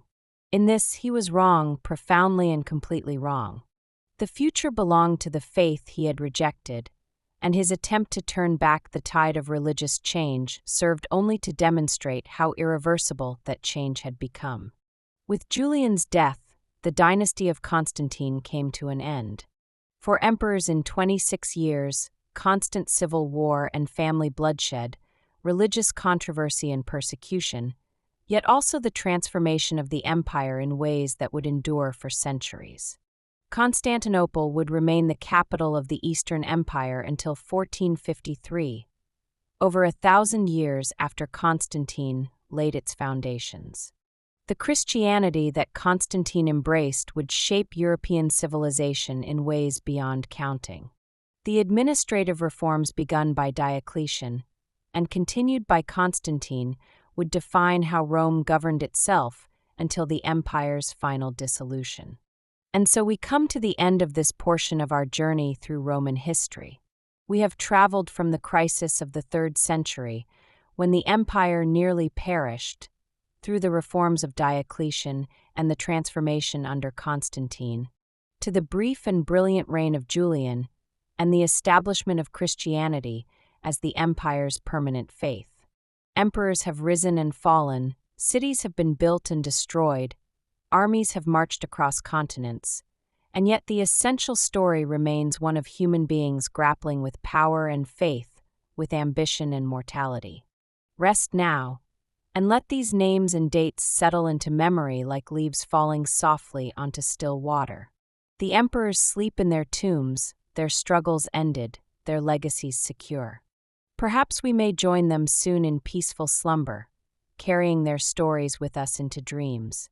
Our story continues now in the year 364 AD, a time when the Roman Empire stood at yet another crossroads in its long and troubled history. The reign of Julian the Apostate had ended in the sands of Mesopotamia, his ambitious campaign against the Sasanian Persians concluding with his death from a battle wound, and the dreams of pagan restoration dying with him on that distant battlefield. The brief rule of Jovian that followed had done little to steady the ship of state, and when Jovian himself died unexpectedly after only 8 months on the throne, the empire found itself once again without a clear successor. The soldiers and officials who gathered to choose a new emperor understood that they needed a strong hand, a military man who could defend the vast frontiers while managing the complex religious tensions that had come to define imperial politics in this turbulent age. That man would be Valentinian, a soldier from the province of Pannonia who would establish a dynasty bearing his name and reshape the administrative structure of the Roman world in ways that would endure for generations. Valentinian I was born Flavius Valentinianus on the 3rd of July in the year 321 AD, in the region of Pannonia along the Middle Danube, where the empire met the endless forests and plains of the barbarian north. His father had been a military officer of modest origins, a man named Gratian the Elder who had risen through the ranks by talent and determination rather than noble birth or aristocratic connection. The family possessed no ancient lineage, no ties to the great senatorial houses of Rome or the imperial dynasties that had preceded them. They were soldiers, plain and simple, men who had earned their positions through years of hard service on the frontiers of empire where Roman civilization gave way to the wild lands beyond. The young Valentinian followed his father into military service as naturally as breathing, learning the harsh lessons of frontier warfare in the garrisons and camps that dotted the empire's northern boundaries like beads on a string. He grew into a formidable soldier, broad-shouldered and fierce-tempered, with a reputation for both physical courage in battle and brutal discipline in camp that would follow him throughout his career. Those who served under him learned quickly that competence was rewarded and failure punished with equal certainty. There was nothing subtle about Valentinian, nothing of the philosopher or the courtier. He was a man of direct action and plain speech, more comfortable in the saddle than on a throne, more at ease among soldiers than senators. When the army gathered to choose a new emperor after Jovian's sudden death in February of 364, their choice fell upon this proven warrior. Valentinian was 43 years old, experienced in command, and respected by the troops who had served alongside him through years of hard campaigning along the empire's troubled frontiers. The circumstances of his election reflected the changed nature of imperial power in the 4th century. It was not the Senate in Rome that elevated him to the purple, nor any formal constitutional process, but rather the acclamation of soldiers gathered at Nicaea in the east. The army had become the true kingmaker of the Roman world, and Valentinian understood this reality better than most. Within weeks of his accession, he made a decision that would shape the empire's future for generations to come. He elevated his younger brother Valens to the rank of co-emperor and Augustus, assigning him responsibility for the eastern provinces, while Valentinian himself would rule the west from courts closer to the troubled northern frontiers. This division of labor between the brothers created a durable administrative framework that anticipated the later permanent separation of the Roman world into eastern and western halves. Valentinian and Valens would rule as colleagues, theoretically equal in dignity and authority, though the elder brother retained primacy in practice. They divided the armies, the treasuries, and the bureaucracies between them, creating two parallel imperial establishments that would increasingly develop their own distinct characters over time. The brothers met only rarely after this initial division, each consumed by the challenges of his own territories. It was a practical arrangement born of stark necessity, an acknowledgement that the empire had grown too vast and faced too many simultaneous threats for any single ruler to manage effectively. Valentinian established his court not in Rome, but in the cities of the north, primarily Milan and later Trier in Gaul, positioning himself closer to the frontiers that demanded his constant attention. The Eternal City had long since ceased to be the practical center of imperial power. Its population remained vast, its monuments awe-inspiring, but its strategic importance had diminished as the center of gravity shifted to the threatened borderlands. What mattered now were the Rhine and the Danube, the great rivers that marked the boundary between Roman civilization and the Germanic peoples who pressed ever more insistently against those ancient barriers. The military campaigns of Valentinian's reign were relentless and exhausting, a constant struggle to maintain positions that earlier emperors had secured with such difficulty. Along the Rhine, he faced the Alemanni, a powerful confederation of Germanic tribes who had grown bold during the chaos of recent decades. Valentinian responded with characteristic energy, strengthening fortifications along the river, launching punitive expeditions across into Germanic territory, and working to restore the iron discipline that frontier armies required if they were to hold the line. He built new forts and watchtowers, repaired roads and bridges that had fallen into disrepair, and ensured that the supply lines connecting his scattered forces remained secure and functional through all seasons. On the Danube, he contended with the Quadi and Sarmatians, peoples who tested Roman defenses with raids and incursions that kept the frontier in constant turmoil. Year after year, the emperor took personal command of his forces, leading from the front as the great soldier emperors of old had done. He won no spectacular victories that would echo through history, achieved no conquests that would expand the empire's boundaries or add new provinces to its already overstretched administration. His was the unglamorous work of defense, of holding lines that others had drawn, of ensuring that the fabric of Roman power did not unravel further under the relentless pressure of peoples who sensed weakness and smelled opportunity in every Roman setback. In matters of religion, Valentinian pursued a policy that stood in marked contrast to his immediate predecessors. He was himself a Christian, baptized and genuinely believing, but he showed little interest in the theological disputes that had consumed so much imperial energy under Constantius and Julian. Rather than favoring one faction over another in the great controversy between Nicene and Arian interpretations of Christian doctrine, he maintained a general tolerance that allowed both groups to practice their faith. He refrained from harsh anti-pagan legislation, his focus remaining fixed on military and administrative matters while leaving bishops and theologians to settle their own quarrels. The emperor's family arrangements reflected the political calculations that inevitably surrounded the imperial succession in an age when disputed transfers of power so often led to civil war and chaos. His first wife gave him a son, Gratian, who was elevated to the rank of Augustus while still a child, ensuring the continuity of the new Valentinian dynasty and providing a clear heir whom the armies and officials could rally around. A second marriage produced another son, Valentinian II, who would also wear the purple in time. These careful preparations reflected the hard-won wisdom of a century of civil wars and usurpations, an understanding that the empire's stability depended on clear succession plans that left little room for ambitious generals or discontented factions to challenge the established order. For 11 years, Valentinian held the Western Empire together through sheer force of will and tireless military competence, never resting, never allowing the frontiers to collapse despite the constant pressure from peoples who saw in every Roman difficulty a chance for their own advancement.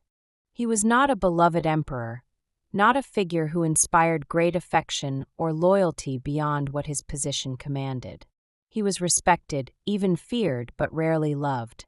His harshness alienated many, and his single-minded focus on military matters left little energy for the cultural and civic life that had once defined Roman greatness. The end came suddenly in November of 375, as sudden endings so often did for Roman emperors, though not by assassination or defeat in battle. The emperor was at Brigesio on the Danube, meeting with envoys from the Quadi who had come to discuss terms after their latest incursion into Roman territory. The negotiations grew heated, and the barbarian ambassadors proved insolent in their demands. Valentinian's famous temper, always simmering beneath the surface, flared beyond all control. According to the ancient sources, he flew into such a violent rage that the blood rushed to his head with terrible force. He suffered a stroke right there in the audience chamber, collapsing before his horrified attendants who could do nothing but watch in helpless dismay.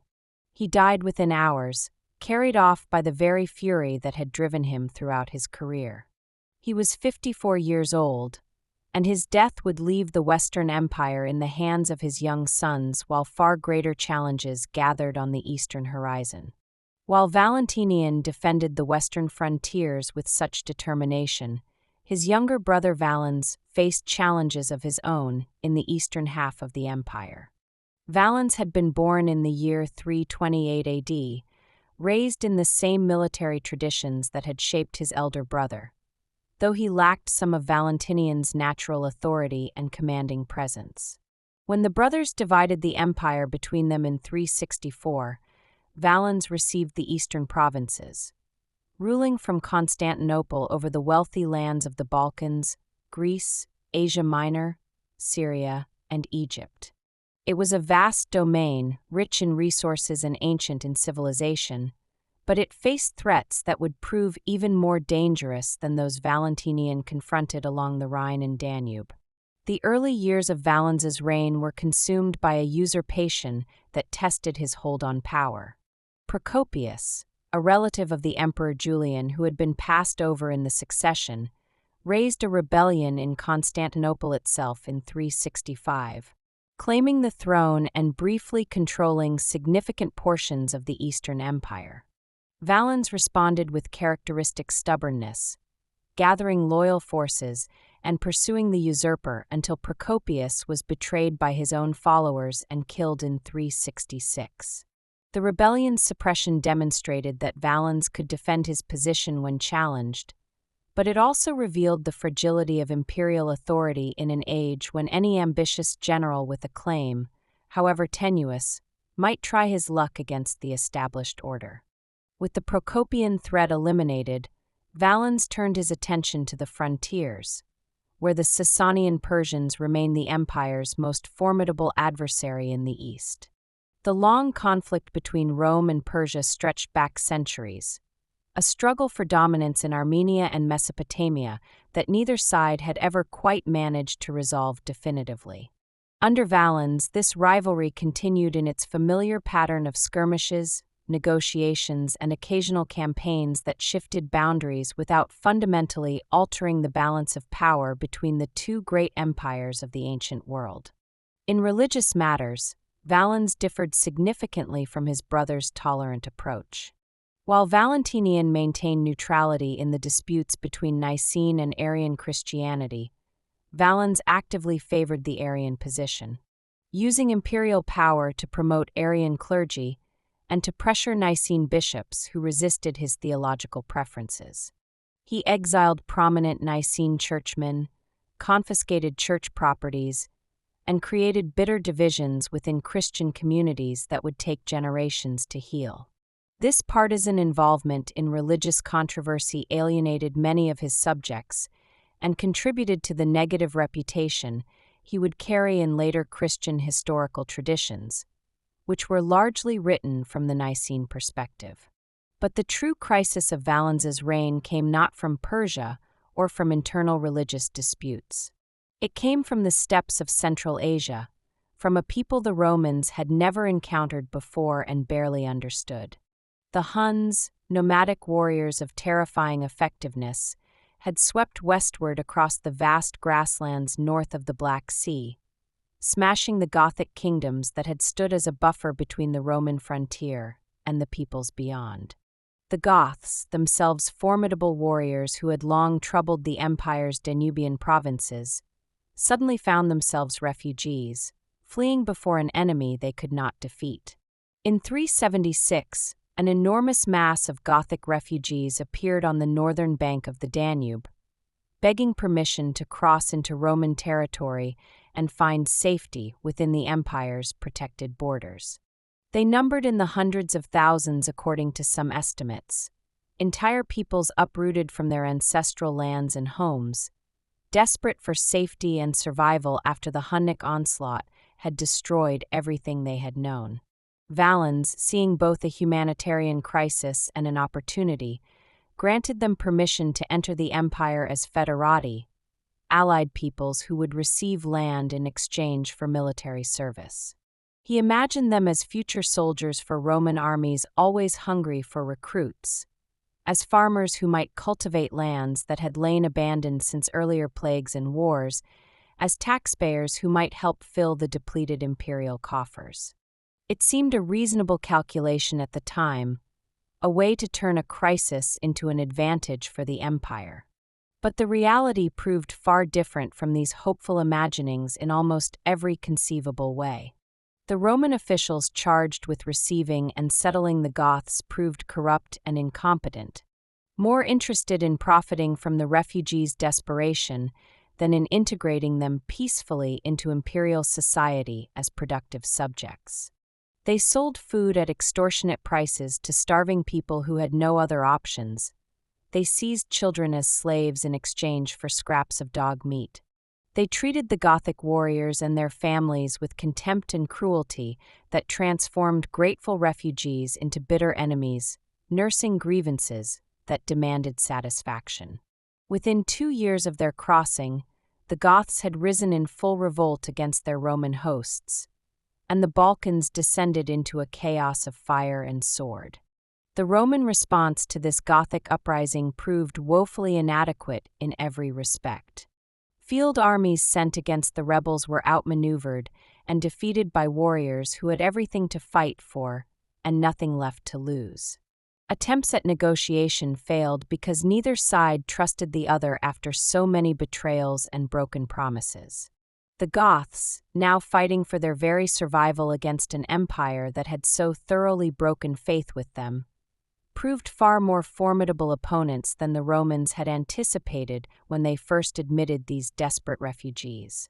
They raided throughout Thrace and Macedonia, destroying farms and villages, defeating every force sent against them, and growing stronger as they captured Roman weapons and supplies. By 378, the situation had grown so dire that Valens himself took the field at the head of the main imperial army. He marched from the east with every soldier he could muster, determined to crush the Gothic revolt once and for all and restore order to his ravaged provinces. His nephew Gratian, now Western Emperor following Valentinian's death 3 years earlier, was bringing reinforcements from the west, and prudent counsel from experienced advisors urged Valens to wait for these additional forces before engaging the enemy in pitched battle. The Goths were formidable, but a combined eastern and western army would possess overwhelming strength. But Valens was impatient, jealous perhaps of sharing glory with his young nephew, confident in his own army's strength, and eager to prove that he needed no help to deal with barbarian rebels. Reports suggested the Gothic force was smaller than expected, perhaps no more than 10,000 warriors. On the 9th of August in 378, near the city of Adrianople in Thrace, with the summer heat bearing down and his soldiers weary from their march, Valens ordered an attack without waiting for Gratian's arrival. The Battle of Adrianople became one of the great disasters in Roman military history, a catastrophe that would echo through the centuries and mark a turning point in the empire's long struggle for survival. The Gothic cavalry, whose arrival on the battlefield the Romans had not anticipated or prepared for, swept around the Roman flanks and struck the closely packed legions from unexpected directions.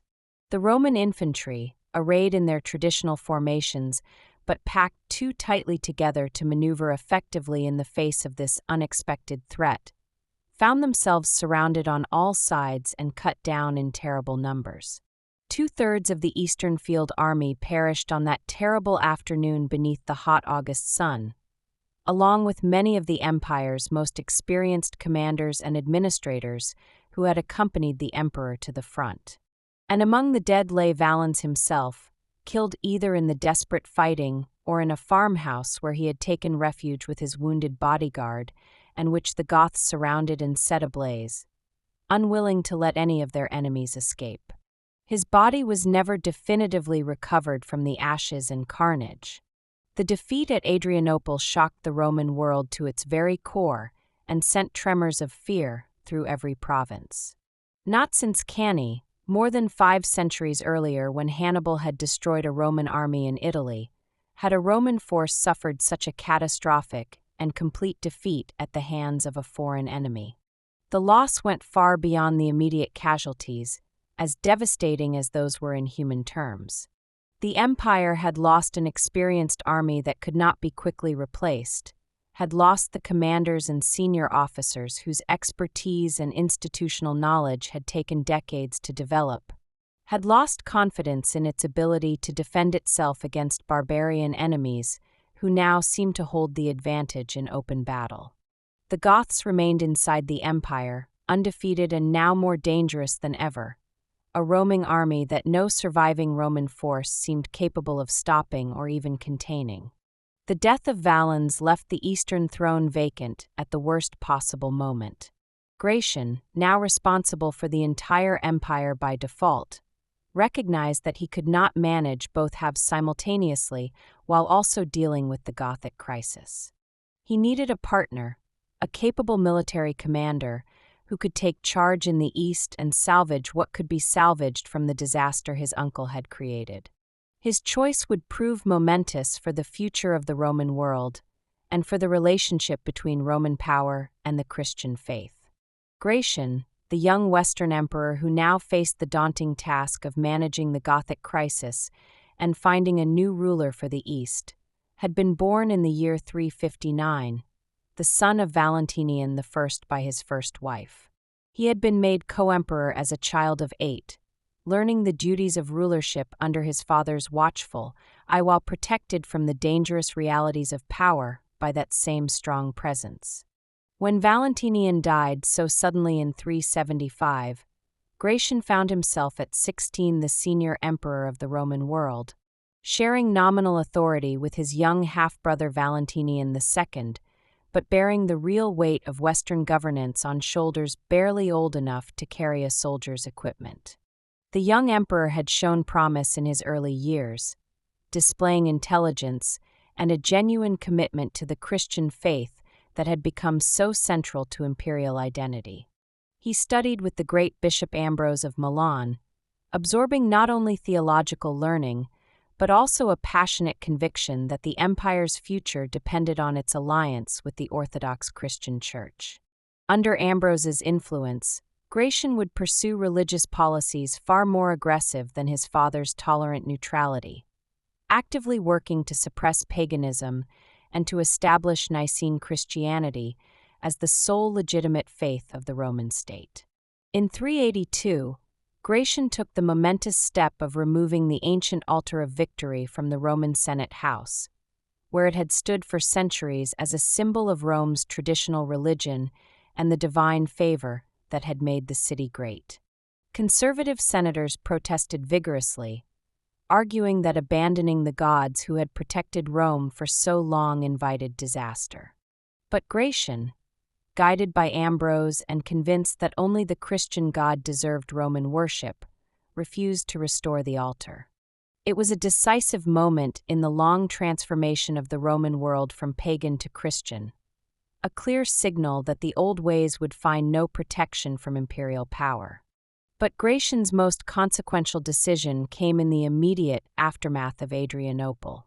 The Eastern Empire needed an emperor, a capable military commander, who could salvage the situation in the Balkans and restore order to provinces devastated by years of Gothic raiding.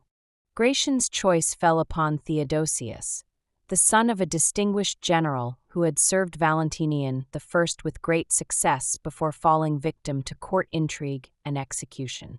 The younger Theodosius had retired to his Spanish estates after his father's death, but his military reputation remained strong, and Gratian summoned him from retirement to take command of the East.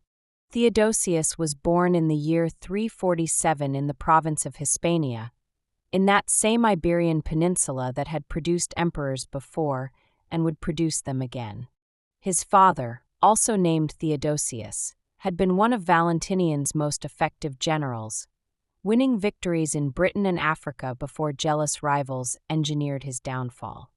The son had served alongside the father, learning the soldier's trade in campaigns across the empire before withdrawing to private life when his father's execution made imperial service too dangerous. Now, at 32 years old, he received the summons that would make him one of the most influential emperors in Roman history. Theodosius arrived in the East in 379 to find a situation of desperate crisis that would have daunted any leader. The Gothic confederations roamed freely through the provinces of Thrace, their power unbroken despite the death of their greatest enemy at Adrianople, their warriors emboldened by victory and enriched by plunder. The remnants of the Eastern army could barely defend the cities and strongholds that remained in Roman hands, lacking the strength for offensive operations against enemies who had proven their superiority in open battle. Resources were scarce after years of devastation and disrupted taxation. Morale was shattered among soldiers who had seen their comrades slaughtered and their emperor killed. And many wondered, in whispered conversations behind closed doors, whether the Eastern Empire could survive at all, or whether this was the beginning of the end of Roman power in these ancient lands. The new emperor responded with a combination of military rebuilding and diplomatic flexibility that gradually, painfully stabilized the situation over the following years. He recruited new soldiers from wherever he could find them, including many barbarians who were willing to serve in Roman armies for pay and the promise of land. He strengthened fortifications around key cities, transforming urban centers into defensible strongholds that could resist Gothic attacks. He refused to risk another pitched battle until his forces had recovered their strength and confidence, accepting the humiliation of a defensive posture in exchange for the time he needed to rebuild. And crucially, he negotiated with the Gothic leaders, seeking terms that might transform them from mortal enemies into something more manageable. The Goths had proven they could not be defeated by the forces currently available. Perhaps they could be accommodated, given what they wanted in exchange for peace and service. In 382, Theodosius concluded a treaty with the Goths that represented a new departure in Roman policy.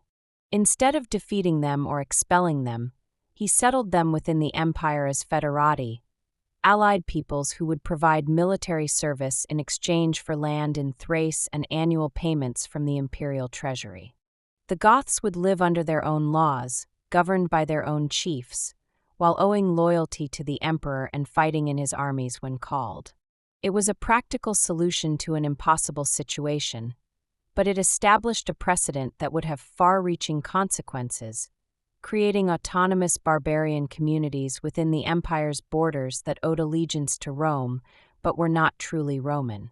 In religious matters, Theodosius proved as zealous as Gratian in promoting Nicene Christianity and suppressing its rivals, indeed perhaps more so given the intensity of his personal conviction.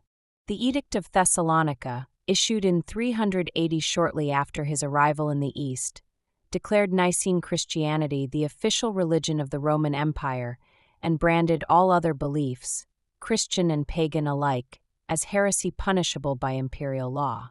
It was a remarkable document, asserting in clear and uncompromising language that the emperor expected all his subjects to follow the faith defined by the councils of the Church, particularly the Council of Nicaea, and that those who refused would face the consequences of both divine judgment and earthly penalty. Arians, who had enjoyed imperial favor and protection under Valens, now found themselves persecuted and marginalized, their bishops expelled from their churches, their congregations stripped of legal standing. Pagans faced increasingly severe restrictions on their traditional practices, with temples closed by imperial order, animal sacrifices banned as criminal acts, and the ancient priesthoods stripped of their remaining privileges and the public funding that had sustained them for centuries. The eternal flames that had burned in temples across the empire were extinguished one by one. The festivals that had marked the Roman year since time immemorial were suppressed or transformed into Christian celebrations. Under Theodosius, the Christian transformation of the Roman state reached its decisive and irreversible phase, and the old gods retreated into shadow and memory. The relationship between Theodosius and Gratian remained cooperative through the early years of the former's eastern reign. They corresponded regularly, coordinated military policy, and shared a commitment to Orthodox Christianity that gave their partnership an ideological foundation. Gratian continued his own religious program in the West, working with Ambrose to establish Christian dominance over the old pagan order. But the young Western emperor's position was growing precarious, undermined by resentments and ambitions that would soon tear his reign apart. Gratian had always been more comfortable with books and theology than with the rough military culture that had been his father's world. He surrounded himself with advisors who shared his intellectual interests, alienating officers and soldiers who felt excluded from imperial favor. More dangerously, he showed favoritism towards certain barbarian units in his army, particularly a group of Alan warriors whose exotic customs and special status bred jealousy among other troops. These grievances accumulated quietly through the early 380s, waiting for a spark to ignite them into open rebellion.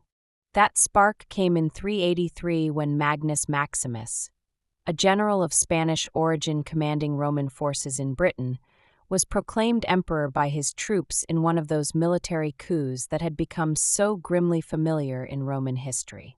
Maximus crossed the Channel to Gaul with an army of British legions, and the soldiers who should have defended Gratian against this usurper instead defected to the challenger in alarming numbers. They had grown tired of their emperor's scholarly interests and his favoritism toward barbarian units, and they saw in Maximus a traditional Roman commander who understood and valued their service. Gratian fled the approaching rebel army, abandoned by the men who had sworn to protect him with their lives, and was captured and killed in August of 383 at Lugdunum in Gaul. He was only 24 years old, and his death left the Western Empire divided between the usurper Maximus and the child Valentinian II, who survived only because Theodosius in the East was not yet ready to confront the man who had murdered his colleague and fellow emperor. Theodosius bided his time after Gratian's murder, accepting Maximus as a colleague in the West rather than immediately challenging him with military force. The Eastern emperor had enough problems of his own to manage without adding a civil war to his burdens, and young Valentinian II still held Italy and Africa under Maximus's grudging tolerance. For several years, this awkward arrangement persisted, three emperors sharing a world that could barely support two, while tensions simmered beneath a surface of diplomatic courtesy and formal recognition. The breaking point came in 387 when Maximus moved against Valentinian, invading Italy and forcing the young emperor to flee to the east and throw himself on Theodosius's protection. Now there could be no more accommodation, no more diplomatic fiction of shared rule. Theodosius gathered his armies, including the Gothic foederati whose settlement he had negotiated, and marched west to confront the usurper. The campaign of 388 was swift and decisive. Theodosius's forces defeated Maximus at battles in Pannonia and northern Italy, and the usurper himself was captured and executed, his brief reign ending as so many usurpers' reigns had ended, in blood and failure. Theodosius restored Valentinian II to the Western throne, but the young emperor was merely a puppet in the hands of the powerful general Arbogast, a Frank who had risen high in Roman service, and who now controlled the Western armies and, through them, the Western government. Valentinian chafed under this domination, but when he tried to assert himself, he died under mysterious circumstances in 392, officially a suicide but widely suspected to be murder arranged by Arbogast. The general, unable to claim the throne himself because of his barbarian origin, elevated a rhetorician named Eugenius as his puppet emperor, and once again the Roman world faced civil war. Theodosius responded with another Western campaign, this time against an enemy who rallied significant pagan support to his cause. Eugenius and his backers represented, among other things, a last attempt by the old pagan aristocracy of Rome to reverse the Christian tide that had been sweeping away their ancient religion. They restored the altar of victory that Gratian had removed. They funded traditional cults and temples. They gathered around themselves all those who still honored the gods of their ancestors. The conflict took on the character of a religious war, Christian empire against pagan reaction, the new faith against the old. The decisive battle came at the Frigidus River in September of 394, a two-day struggle that began badly for Theodosius when his initial assault was repulsed with heavy losses. Many of the Gothic foederati died in that first day's fighting, sent forward as shock troops in what some historians have interpreted as a deliberate attempt to weaken them while they weakened the enemy. But on the second day, whether through tactical skill, good fortune, or divine intervention as Christian sources claimed, Theodosius's forces broke through. Eugenius was captured and executed, Arbogast fled and committed suicide, and Theodosius became sole ruler of the entire Roman Empire, the last man who would ever hold both East and West in his single grasp. His sole reign lasted only a few months, a brief moment of unified authority that would never be repeated. In January of 395, Theodosius died at Milan, reportedly from a disease described by ancient physicians as edema or dropsy, his body weakened by years of campaigning and the accumulated stress of governing an empire in perpetual crisis. He was 48 years old, not exceptionally old by the standards of his time, but worn down by the burdens he had carried. He had accomplished much in his 16 years as emperor, achievements that would shape the Roman world for generations to come. He had preserved the Eastern Empire through its greatest crisis since the 3rd century, navigating the aftermath of Adrianople with patience and pragmatism. He had established the Gothic foederati as a permanent feature of imperial defense, creating a new model for incorporating barbarian peoples into the Roman military system, even if that model contained dangers of its own. He had made Nicene Christianity the official and exclusive religion of the Roman state, completing the religious transformation that Constantine had begun and creating the Christian empire that would endure in the East for another 1,000 years.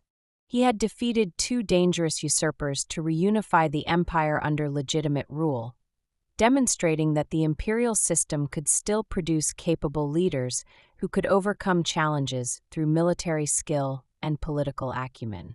And he had also, in one of his most famous moments, submitted to public penance imposed by Bishop Ambrose of Milan after a massacre of civilians at Thessalonica, a terrible act of vengeance that Ambrose condemned as unworthy of a Christian ruler. The emperor had accepted the bishop's judgment, had done public penance before the doors of the cathedral, establishing a precedent for ecclesiastical authority over even imperial power that would have profound implications for the relationship between church and state throughout the medieval centuries. But perhaps Theodosius's most consequential decision was his last. On his deathbed, he divided the empire between his 2 sons, giving the east to Arcadius and the west to Honorius.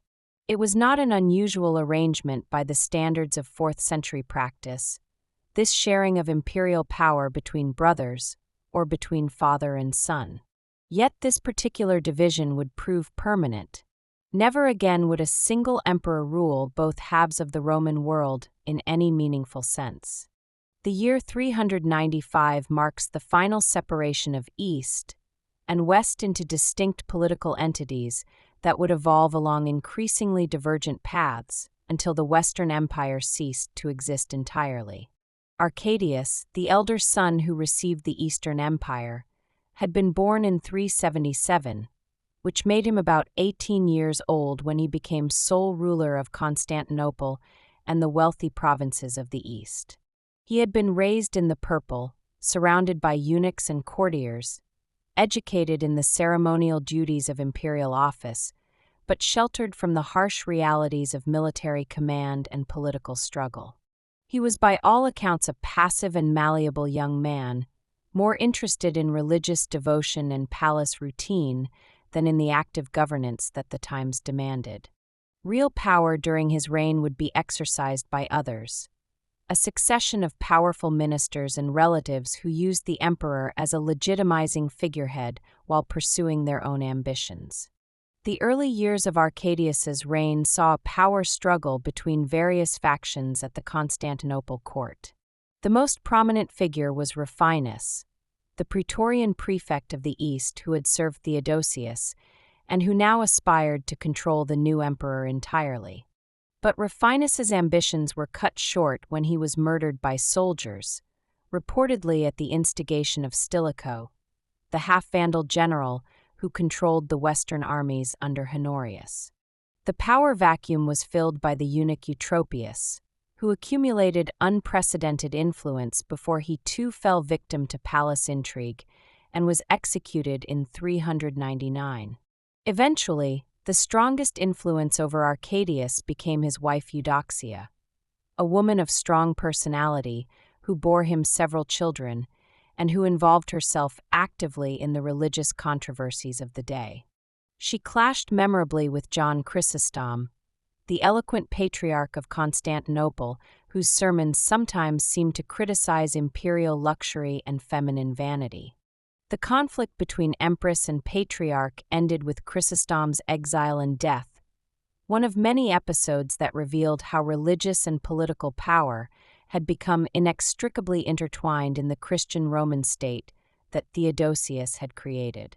Despite the chaos at court, the Eastern Empire under Arcadius managed to preserve its essential integrity. The Goths, who had been settled as foederati, caused periodic problems, but were generally directed westward, toward Italy and the domains of Honorius, rather than being allowed to devastate the wealthy provinces of the east. Constantinople remained secure behind its walls, its population fed by grain from Egypt, its treasury filled by taxes from Asia Minor and Syria. The bureaucracy continued to function, the armies held the frontiers, and the Christian Church flourished under imperial patronage. The East was finding its footing, developing the distinctive character that would eventually define the Byzantine civilization of later centuries. Arcadius died in 408, at the age of 31, leaving behind a 7-year-old son named Theodosius, who would rule as Theodosius II for the next 4 decades and leave his own mark on Roman history. The elder Arcadius's reign had been unspectacular by any measure, marked by court intrigue and factional struggles rather than great military deeds or memorable reforms. He had been a figurehead more than a ruler, his passive personality allowing stronger personalities to govern in his name while he performed the ceremonial duties that his position required. Yet in his own way, Arcadius had presided over a crucial transition period during which the Eastern Empire established patterns of governance and survival that would serve it well in the difficult centuries ahead. The bureaucracy learned to function regardless of who sat on the throne. The Church became ever more deeply woven into the fabric of state and society. Constantinople grew in population and magnificence, increasingly confident in its role as the new center of Roman civilization. The challenges facing his brother Honorius in the West, however, were proving far more severe and far less amenable to the solutions that worked in the East. The Western Empire that Honorius inherited in 395 faced dangers that would have tested the ablest of rulers, and Honorius was anything but able. He had been born in 384, which made him only 10 years old when his father's death placed the purple upon his narrow shoulders. Like his brother Arcadius in the East, he had been raised in the sheltered environment of the imperial court, surrounded by servants and tutors who taught him the ceremonial aspects of rulership while shielding him from its harsher realities. Unlike the East, however, the West had no cushion of wealth and strategic depth to compensate for a weak emperor. The challenges it faced required active and capable leadership, and Honorius could provide neither. Real power in the Western Empire lay with Stilicho, the half-Vandal general who had served Theodosius loyally, and who now served his son as Magister Militum, commander of all Western forces. Stilicho was a man of genuine ability and ambition, a skilled military leader who defended Italy against multiple threats during the early years of Honorius's reign. He also had dynastic aspirations, marrying his daughter to Honorius and positioning himself as the indispensable protector of the imperial house. For more than a decade, he was effectively the ruler of the West, with Honorius serving as little more than a figurehead who performed ceremonial duties, while Stilicho managed the actual business of defense and governance. The greatest threat facing the West was Alaric and his Visigoths, the same Gothic people whose ancestors had defeated Valens at Adrianople. Alaric had served in Roman armies, had fought for Theodosius at the Frigidus, but he nursed grievances against the empire and ambitions for his people that Roman policy seemed designed to frustrate rather than accommodate. He wanted official recognition, a Roman military command, land for his followers, regular supplies from imperial stores. When these demands went unsatisfied, he turned to violence, leading his warriors in raids that devastated the Balkans and eventually brought them into Italy itself. Stilicho managed to check Alaric's incursions several times, defeating him in battle or maneuvering him into unfavorable positions that forced retreat. But he never destroyed the Gothic army, never eliminated the threat definitively. Some historians have suspected that Stilicho saw in Alaric a useful tool for his own political purposes, a threat that justified his continued power and that might be directed against the Eastern Empire should the opportunity arise. Whether through design or inability, the Gothic menace remained, growing stronger as more warriors joined Alaric's band and as Roman defeats elsewhere freed up additional barbarian groups to seek their fortunes in the weakening western provinces. The crisis intensified dramatically in the winter of 406 to 407, when a massive migration of Vandals, Alans, and Sueves crossed the frozen Rhine into Gaul near the city of Mogontiacum. This was no mere raid by a few thousand warriors seeking plunder before returning to their homelands. It was a true migration, entire peoples on the move with their families and livestock, their wagons and possessions, seeking new homes in the Roman provinces that had seemed so wealthy and so vulnerable. The frontier defenses, stripped of troops to meet threats elsewhere, could not stop them or even significantly slow their advance. The Germanic peoples swept across Gaul in a wave of destruction, pillaging cities and villages, overwhelming local garrisons, and eventually crossing the Pyrenees into Spain, where they established themselves in provinces that had been Roman for 4 centuries. Britain, isolated by the Channel and unable to receive reinforcements from an empire that could not defend itself, effectively broke away from imperial control around the same time. Its garrison proclaimed a series of usurpers before the island was finally abandoned to its own defenses. In a few terrible years, the Western Empire lost control of vast territories that it would never recover, and the tax revenues and military manpower those territories had provided were lost forever. Stilicho's position became untenable as these disasters accumulated, and the empire he was supposed to defend crumbled around him. His enemies at court, always numerous among those who resented his power and his barbarian ancestry, found their opportunity in 408. They persuaded the weak and frightened Honorius that Stilicho was plotting treason, perhaps planning to place his own son on the throne.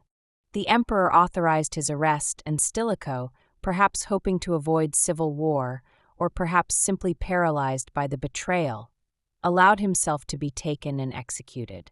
His murder removed the only capable defender the Western Empire possessed at the moment of its greatest danger.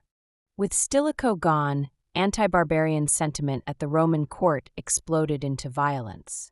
The families of barbarian soldiers serving in the Roman army were massacred, driving thousands of warriors who had been loyal to Rome into Alaric's camp. The Gothic king, his army now swollen with deserters and his demands still unsatisfied, turned his attention to Italy with new determination. He had negotiated with Stilicho, had been on the verge of reaching an accommodation that might have made him a Roman general rather than a Roman enemy. Now there was no one left to negotiate with, only a frightened emperor cowering behind the walls of Ravenna and a court consumed by factional hatred and fear. Alaric marched on Rome itself in 408, besieging the ancient capital and demanding enormous payments in gold and silver as the price of withdrawal. The city, its population swollen by refugees from the countryside and its food supplies cut off, faced starvation. The Senate paid what Alaric demanded, stripping gold from temples and melting down statues that had stood for centuries. Alaric withdrew, but the fundamental issues remained unresolved. He still wanted what he had always wanted, legitimate Roman recognition and provision for his people, and Honorius's government remained incapable of either satisfying these demands or defeating him in battle. Twice more Alaric besieged Rome as negotiations dragged on and broke down. He set up a puppet emperor, he abandoned that emperor, he tried once more to reach terms with Honorius. But the emperor, safe behind the marshes and walls of Ravenna, refused all reasonable accommodation. Perhaps he was too weak to overrule the anti-barbarian faction at his court. Perhaps he was too stupid to understand the danger. Perhaps he simply did not care what happened to Rome as long as his own person remained secure. On the 24th of August in 410, Alaric finally lost patience with negotiations that led nowhere and with an emperor who seemed incapable of making any decision at all. His Visigoths entered Rome through the Salarian Gate on the northeastern side of the city, aided perhaps by slaves within the walls who saw in the barbarians liberators rather than invaders, who hoped that new masters might treat them better than the old ones had. For 3 days, the Goths sacked the city that had ruled the Mediterranean world for centuries, the city whose legions had conquered nations and whose laws had governed millions. They plundered churches and palaces, breaking open treasure houses that had accumulated the wealth of empires. They seized precious objects accumulated over generations of conquest and tribute. They carried off captives including members of the senatorial aristocracy and even the emperor's own sister Galla Placidia, who would later marry a Gothic king and bear children who would themselves wear crowns. But the Goths did not destroy Rome utterly, did not massacre its population wholesale, did not burn the ancient city to the ground as they might have done had they wished. Alaric was a Christian, baptized in the Arian faith, and he gave orders that churches and those who sheltered in them should be spared from the violence. The basilicas of Peter and Paul became refuges where thousands huddled in safety while the pillaging continued outside. Many treasures were lost, many lives were taken, much suffering was inflicted. But Rome survived as a city even if its pride and its sense of invulnerability had been shattered beyond recovery. Still, the symbolism was devastating beyond measure. Rome had fallen to barbarian invaders for the first time in 800 years, since the Gauls under Brennus had sacked it in 390 BC in an age that seemed remote. The eternal city, Caput Mundi, had been violated by Germanic warriors whom educated Romans still regarded as savages. The blow to Roman pride and confidence was incalculable. The news shocked the entire Roman world. Saint Jerome, writing from Bethlehem, wept that the city which had conquered the world had itself been conquered. Saint Augustine began his great work, The City of God, partly in response to pagan claims that Rome had fallen because it had abandoned its ancestral gods for the Christian faith. Refugees fled to Africa and the East, carrying tales of horror and loss. The empire would continue, the West would struggle on for another 6 decades, but something had broken that could never be fully repaired. Honorius, by contrast, seemed barely to register the catastrophe. Later writers told a story, perhaps apocryphal but revealing in what it suggested about his character, that when a servant brought him news that Rome had perished, the emperor initially thought the man was referring to a favorite chicken named Roma that he kept as a pet. Only when the misunderstanding was cleared up did Honorius express any concern. Whether true or not, the story captured how contemporaries viewed this emperor who had failed so completely in his fundamental duty to protect the empire entrusted to his care. While the Western Empire reeled from the sack of Rome and struggled to maintain coherence under the feckless Honorius, the Eastern Empire under Theodosius II was developing into something quite different. A more stable and more resilient state that would survive the troubles of the 5th century and endure for another 1,000 years. Theodosius II had been born in 401, the son of Arcadius and his formidable wife Eudoxia. He was only 7 years old when his father died in 408, making him one of the youngest rulers in Roman history and requiring a regency that would shape his entire reign. The dominant figure during Theodosius's minority was his older sister Pulcheria, a woman of remarkable intelligence and iron who took vows of Christian virginity at the age of 15 and dedicated herself to guiding her brother and managing the imperial household. Pulcheria was elevated to the rank of Augusta in 414, giving her formal authority to match her actual influence, and she would remain a powerful presence at the Constantinople court for decades, shaping religious policy and imperial ceremony according to her deeply pious vision. Under her guidance, the Eastern court became increasingly devoted to Christian observance, its calendar structured around religious festivals, its rituals permeated with sacred significance. Theodosius himself grew into a scholar rather than a warrior, more interested in books and theology than in military campaigns or political intrigue. He was noted for his beautiful handwriting, his generous nature, and his genuine Christian piety. He presided over a court that valued learning and religious devotion, that supported scholars and theologians, that saw imperial power as fundamentally connected to divine favor and Christian righteousness. If he lacked the martial energy of earlier emperors, he also lacked their cruelty and their appetite for conflict. His was a gentler reign than most, marked by attempts at conciliation rather than confrontation wherever possible.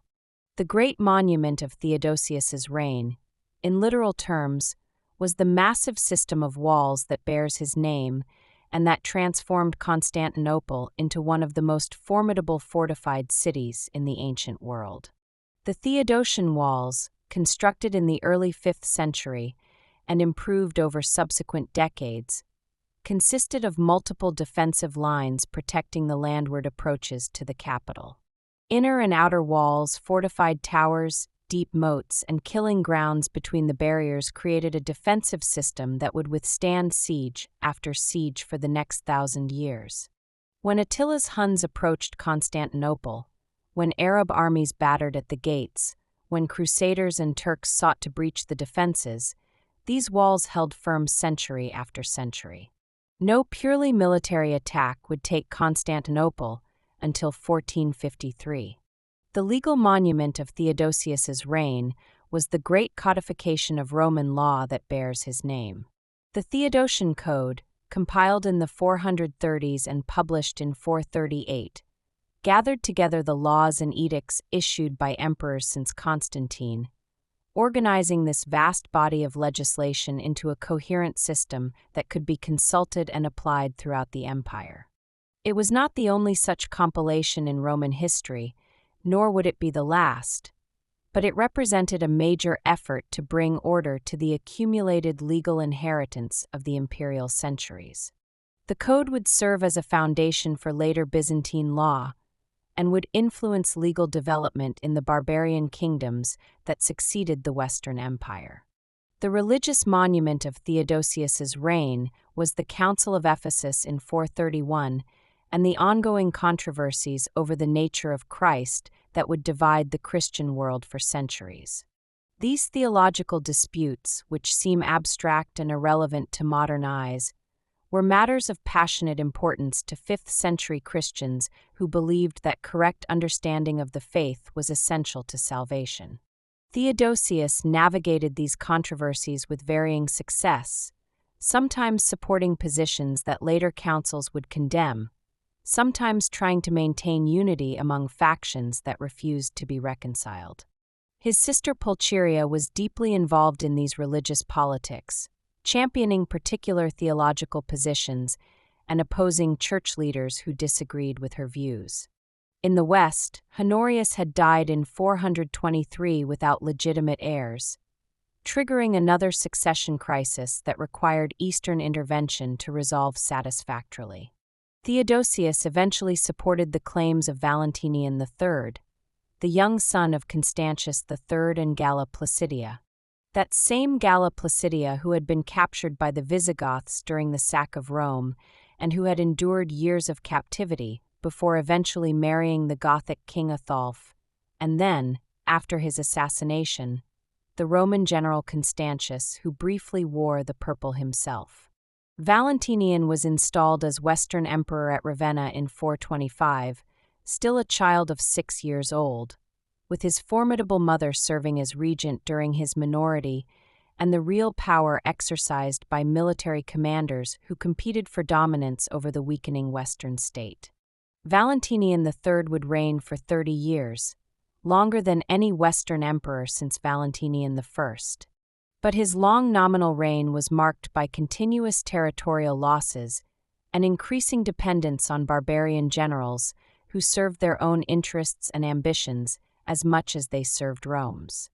The Vandals under their king Gaiseric established a powerful maritime kingdom in North Africa, seizing the great city of Carthage in 439 and cutting off the grain supplies that had fed Rome and its population for centuries upon centuries. The Visigoths consolidated their hold on southwestern Gaul and expanded their territory into the Spanish provinces. The Burgundians and Franks carved out territories along the Rhine that owed little more than nominal allegiance to the emperor in Ravenna. With each passing decade, the Western Empire controlled less territory, commanded fewer soldiers, and collected less revenue to pay the soldiers it did have, a downward spiral that no emperor seemed able to reverse regardless of their abilities or intentions. The greatest threat to both halves of the empire during this period came from the Huns under their fearsome king Attila, who unified the nomadic peoples of the Eurasian steppes into a terrifying military force that extracted tribute from both Constantinople and Ravenna while raiding deep into imperial territory whenever payments fell behind or diplomacy failed. Attila has come down through history as the scourge of God, a destroyer of cities and killer of nations, though the reality was somewhat more complex than this fearsome reputation might suggest. He was a skilled diplomat as well as a conqueror, manipulating Roman divisions and playing east against west with considerable sophistication. Theodosius paid enormous sums to buy peace from Attila, payments that critics condemned as shameful and unworthy of Roman dignity, but that preserved the wealthy Eastern Empire from the devastation that the Huns inflicted on others who could not or would not pay. It was pragmatic policy, purchasing time and safety while the empire's defensive capabilities improved, and while Attila's attention was directed elsewhere. The Theodosian walls made Constantinople impregnable to any assault the Huns could mount, and so long as tribute flowed, Attila had no reason to test those formidable defenses. When Attila finally invaded the Western Empire in 451, seeking a bride and an excuse for conquest, it was a coalition of Romans under the general Aetius and Visigoths under their king Theodoric that stopped him at the Catalonian plains in Gaul.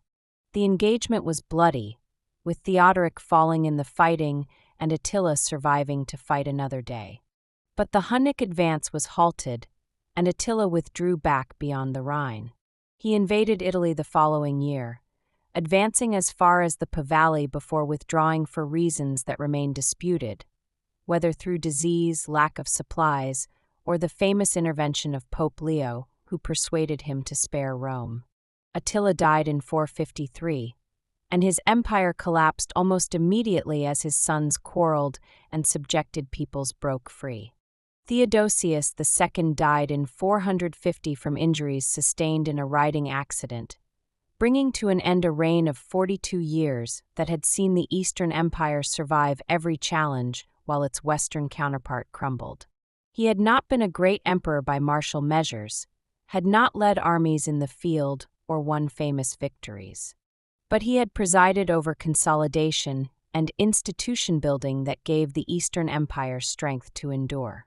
He was succeeded by Marcian, a capable military officer who married Pulcheria in a nominal union that preserved dynastic continuity while bringing experienced leadership to the throne.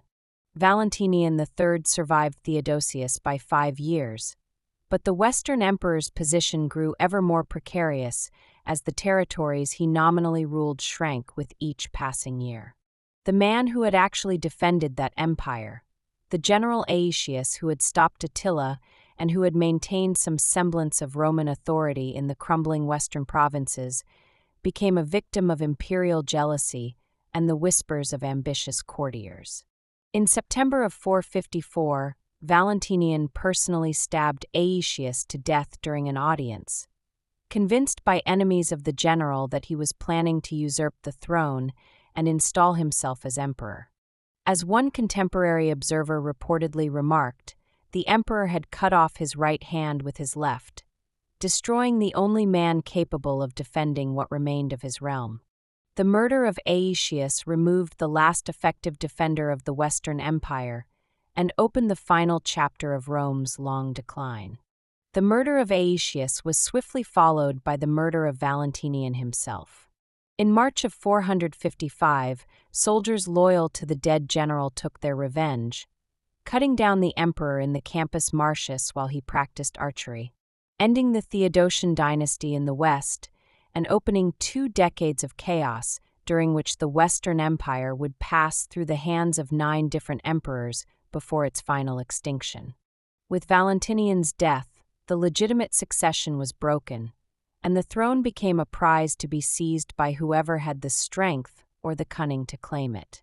The first to make that claim was Petronius Maximus, a wealthy and distinguished senator who had served in high offices and who orchestrated Valentinian's assassination partly out of personal grievance, for the emperor had violated his wife, and partly out of ambition for the purple that seemed finally within his grasp.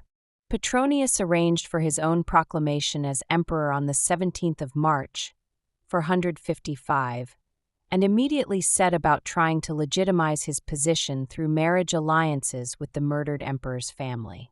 He forced Valentinian's widow Eudoxia to marry him, and he married his son to Eudoxia's daughter, hoping that these connections would strengthen his claim to a throne he had seized by violence.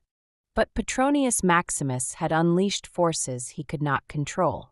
According to tradition, Eudoxia, horrified at being forced to marry the man responsible for her husband's death, sent secret messages to Gaiseric, the Vandal king in North Africa, inviting him to come and avenge Valentinian and rescue her from her intolerable situation. Whether this story is true or not, Gaiseric needed little invitation. He had his own grievances against the new regime, his own ambitions for plunder, and his own fleet capable of carrying his warriors across the Mediterranean to the heart of the weakened empire. When news arrived that the Vandal fleet was approaching Italy, Petronius Maximus attempted to flee Rome rather than organize its defense. But the population, furious at this cowardice and at the disasters his coup had brought upon them, turned on the emperor. On the last day of May, 455, a Roman mob caught Petronius Maximus as he tried to escape the city and killed him, stoning and beating him to death in the streets. His reign had lasted only 2.5 months, barely time to establish any policy or achieve any lasting action. His mutilated body was thrown into the Tiber, and Rome lay open to the Vandals who arrived within days of his death. The Vandal sack of 455 was more thorough and more devastating than Alaric's had been 45 years earlier. For 2 weeks, Gaiseric's warriors systematically plundered the city, stripping temples and palaces of treasures that had accumulated over centuries, carrying off everything of value they could find, including the sacred objects that Titus had taken from the temple in Jerusalem almost 400 years before. They took thousands of captives, including the widowed Eudoxia and her daughters, carrying them back to Africa as prizes and hostages. Unlike Alaric, Gaiseric felt no need to spare churches or restrain his men from destruction. Rome was thoroughly ransacked, its wealth carried overseas to enrich a barbarian kingdom, its population traumatized by yet another catastrophe. After the Vandal departure, the surviving Roman aristocracy and the military commanders who still held some forces in Italy had to find a new emperor. Their choice fell upon Avitus, a Gallo-Roman nobleman who had served as a general and diplomat and who enjoyed the support of the powerful Visigothic King Theodoric II, whose favor he had cultivated during years of service on the Gothic frontier. Avitus was proclaimed emperor in Gaul in July of 455 with Visigothic backing. then traveled to Italy to claim his throne in what remained of the Western Empire's core territory. Avitus represented a different kind of emperor than the Western Empire had seen before, a man whose power base lay not in Italy but in Gaul, not in the Roman military establishment, but in alliance with barbarian federates who now held the balance of power in the western provinces. His reign, lasting from July 455 to October 456, illustrated how thoroughly the political geography of the West had shifted. The Visigoths were now kingmakers, their support essential for anyone who hoped to hold the purple, their interests shaping imperial policy more than the wishes of the Roman Senate or the needs of the Italian population. The Italian establishment resented this Gallic interloper and his Gothic patrons. More critically, Avitus failed to win the support of Ricimer, a Germanic general of mixed Visigothic and Suevic ancestry who commanded the principal military forces in Italy and who would dominate Western politics for the next 15 years. Ricimer was the son of a Suevic princess and a Visigothic noble, but he had risen through Roman service to become the most powerful military figure in the West. He was also an Arian Christian, which barred him from claiming the imperial title himself given the empire's commitment to Nicene orthodoxy, but he could and would control whoever wore the purple. In 456, Ricimer turned against Avitus. He defeated the emperor's forces in battle, stripped Avitus of his throne, and forced him to accept ordination as a bishop, removing him from secular power while theoretically preserving his life. Avitus died shortly afterward, whether from natural causes, assassination, or the combined effects of defeat and humiliation. His fall established the pattern that would characterize the remaining years of the Western Empire, with barbarian generals making and unmaking emperors according to their own interests while the territory and resources of the empire continued to shrink. After a period without an emperor, Ricimer elevated Majorian to the throne in 457, a choice that seemed promising for the battered Western state. Majorian was a Roman of military background who had served with distinction and who possessed both ability and ambition. Unlike the puppets that Ricimer would later install, Majorian had ideas of his own about how to save the empire and the determination to pursue them. His reign, lasting from 457 to 461, represents the last serious attempt to reverse the Western Empire's decline and restore something of its former strength and territory. Majorian began by reasserting imperial authority in areas that had drifted away during the chaos of recent years. He campaigned in Gaul, forcing the Visigoths to acknowledge Roman supremacy and bringing rebellious regions back under imperial control. He imposed discipline on the administration, attempting to reform the corrupt and inefficient bureaucracy that extracted taxes from a shrinking population while delivering ever less in return. He issued laws aimed at protecting the remaining population from exploitation and at encouraging economic recovery. For a brief moment, it seemed that the Western Empire might yet find a champion capable of arresting its long decline.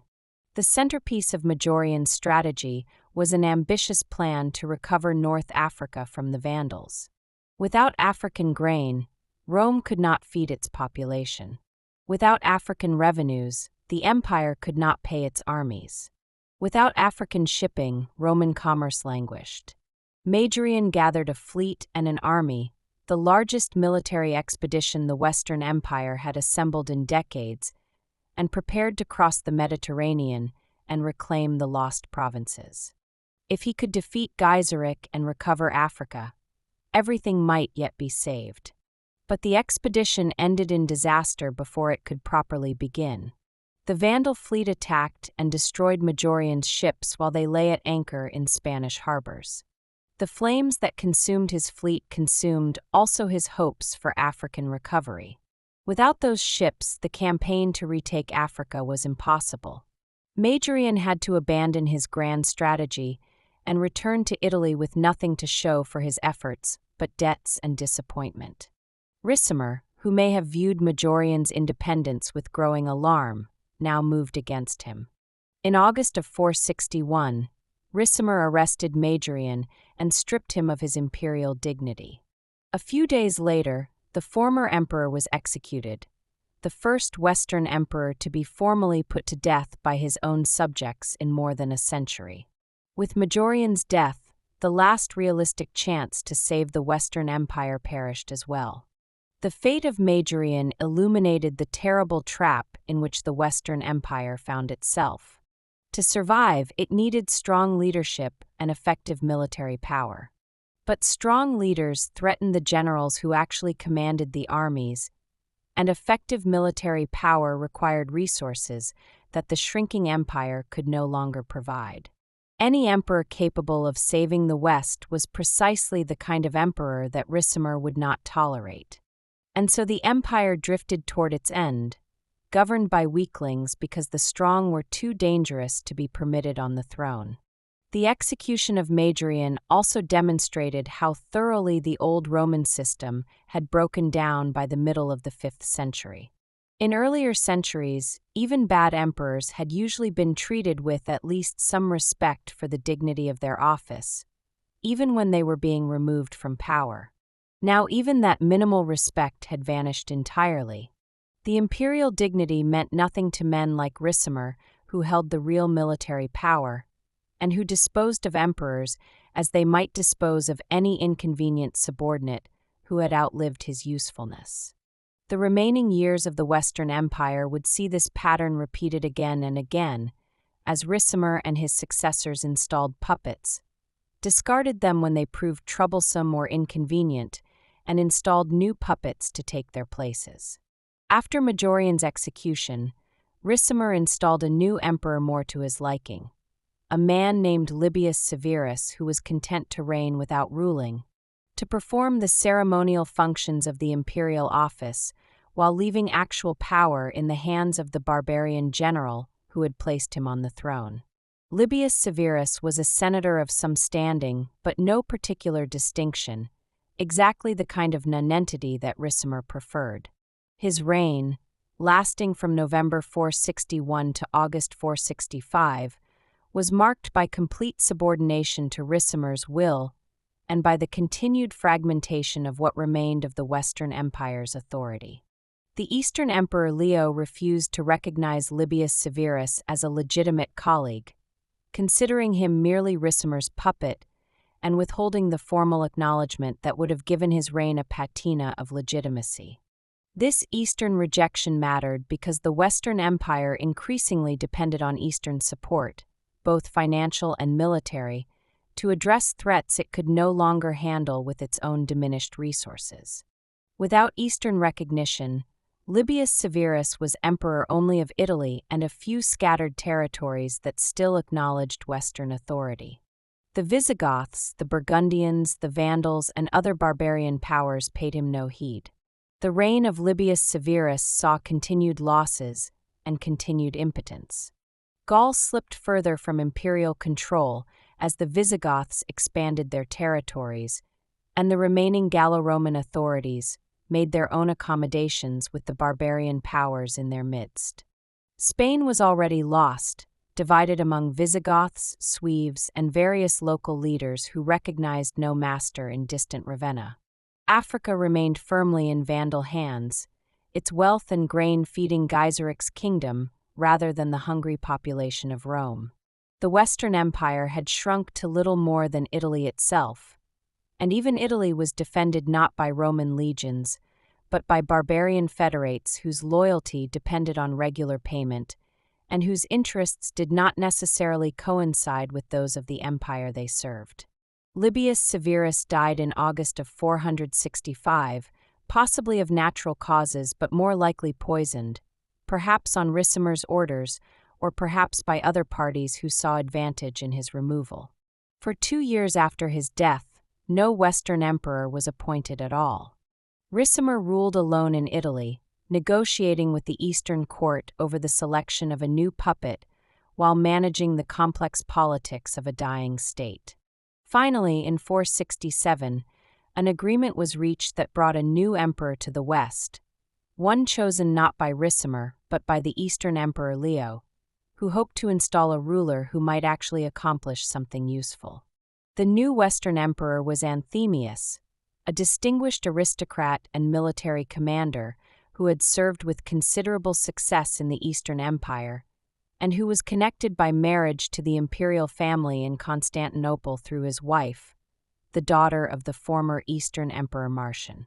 He arrived in Italy in April of 467 with Eastern troops and Eastern money, representing the most serious attempt by the Eastern Empire to shore up its failing Western counterpart since Theodosius the Great had installed Valentinian III 4 decades earlier.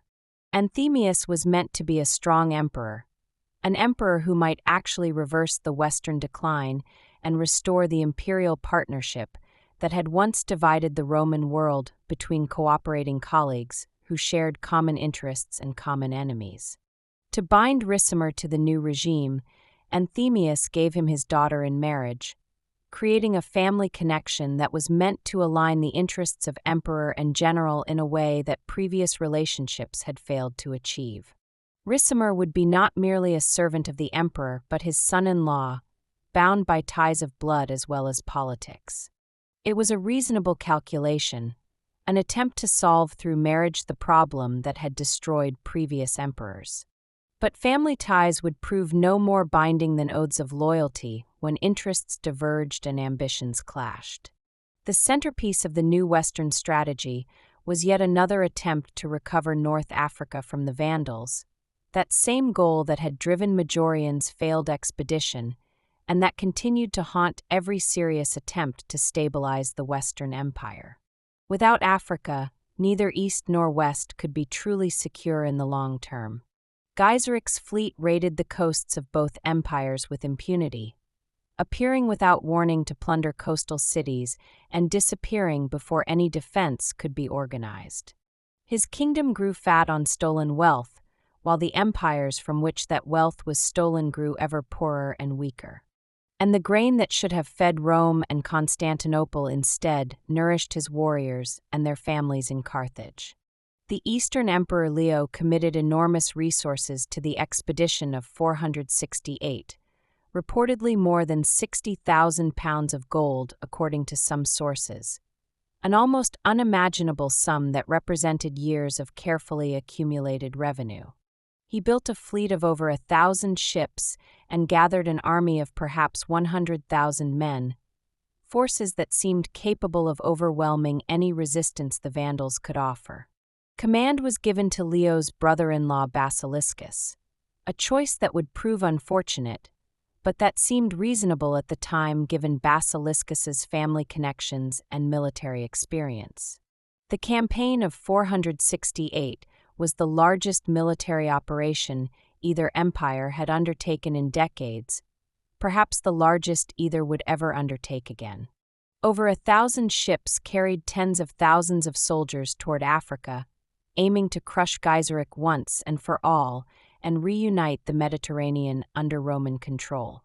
But like Majorian's expedition before it, this one ended in catastrophe.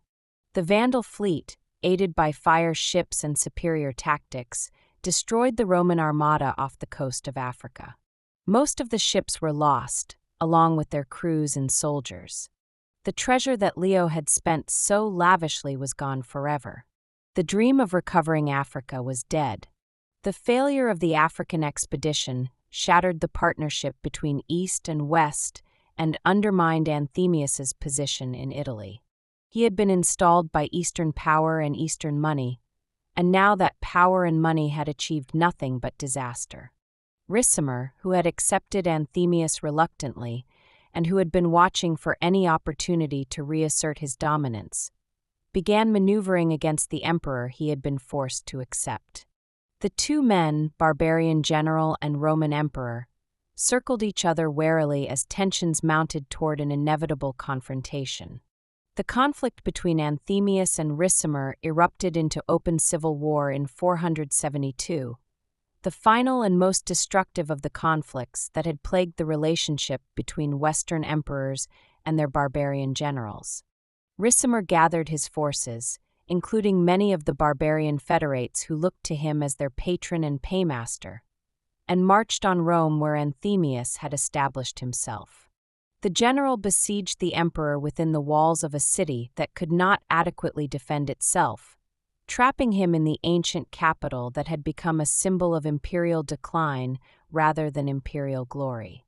For months, the siege continued as Rome starved and suffered once again, its remaining population caught between a barbarian army outside the walls and an emperor who could not save them within.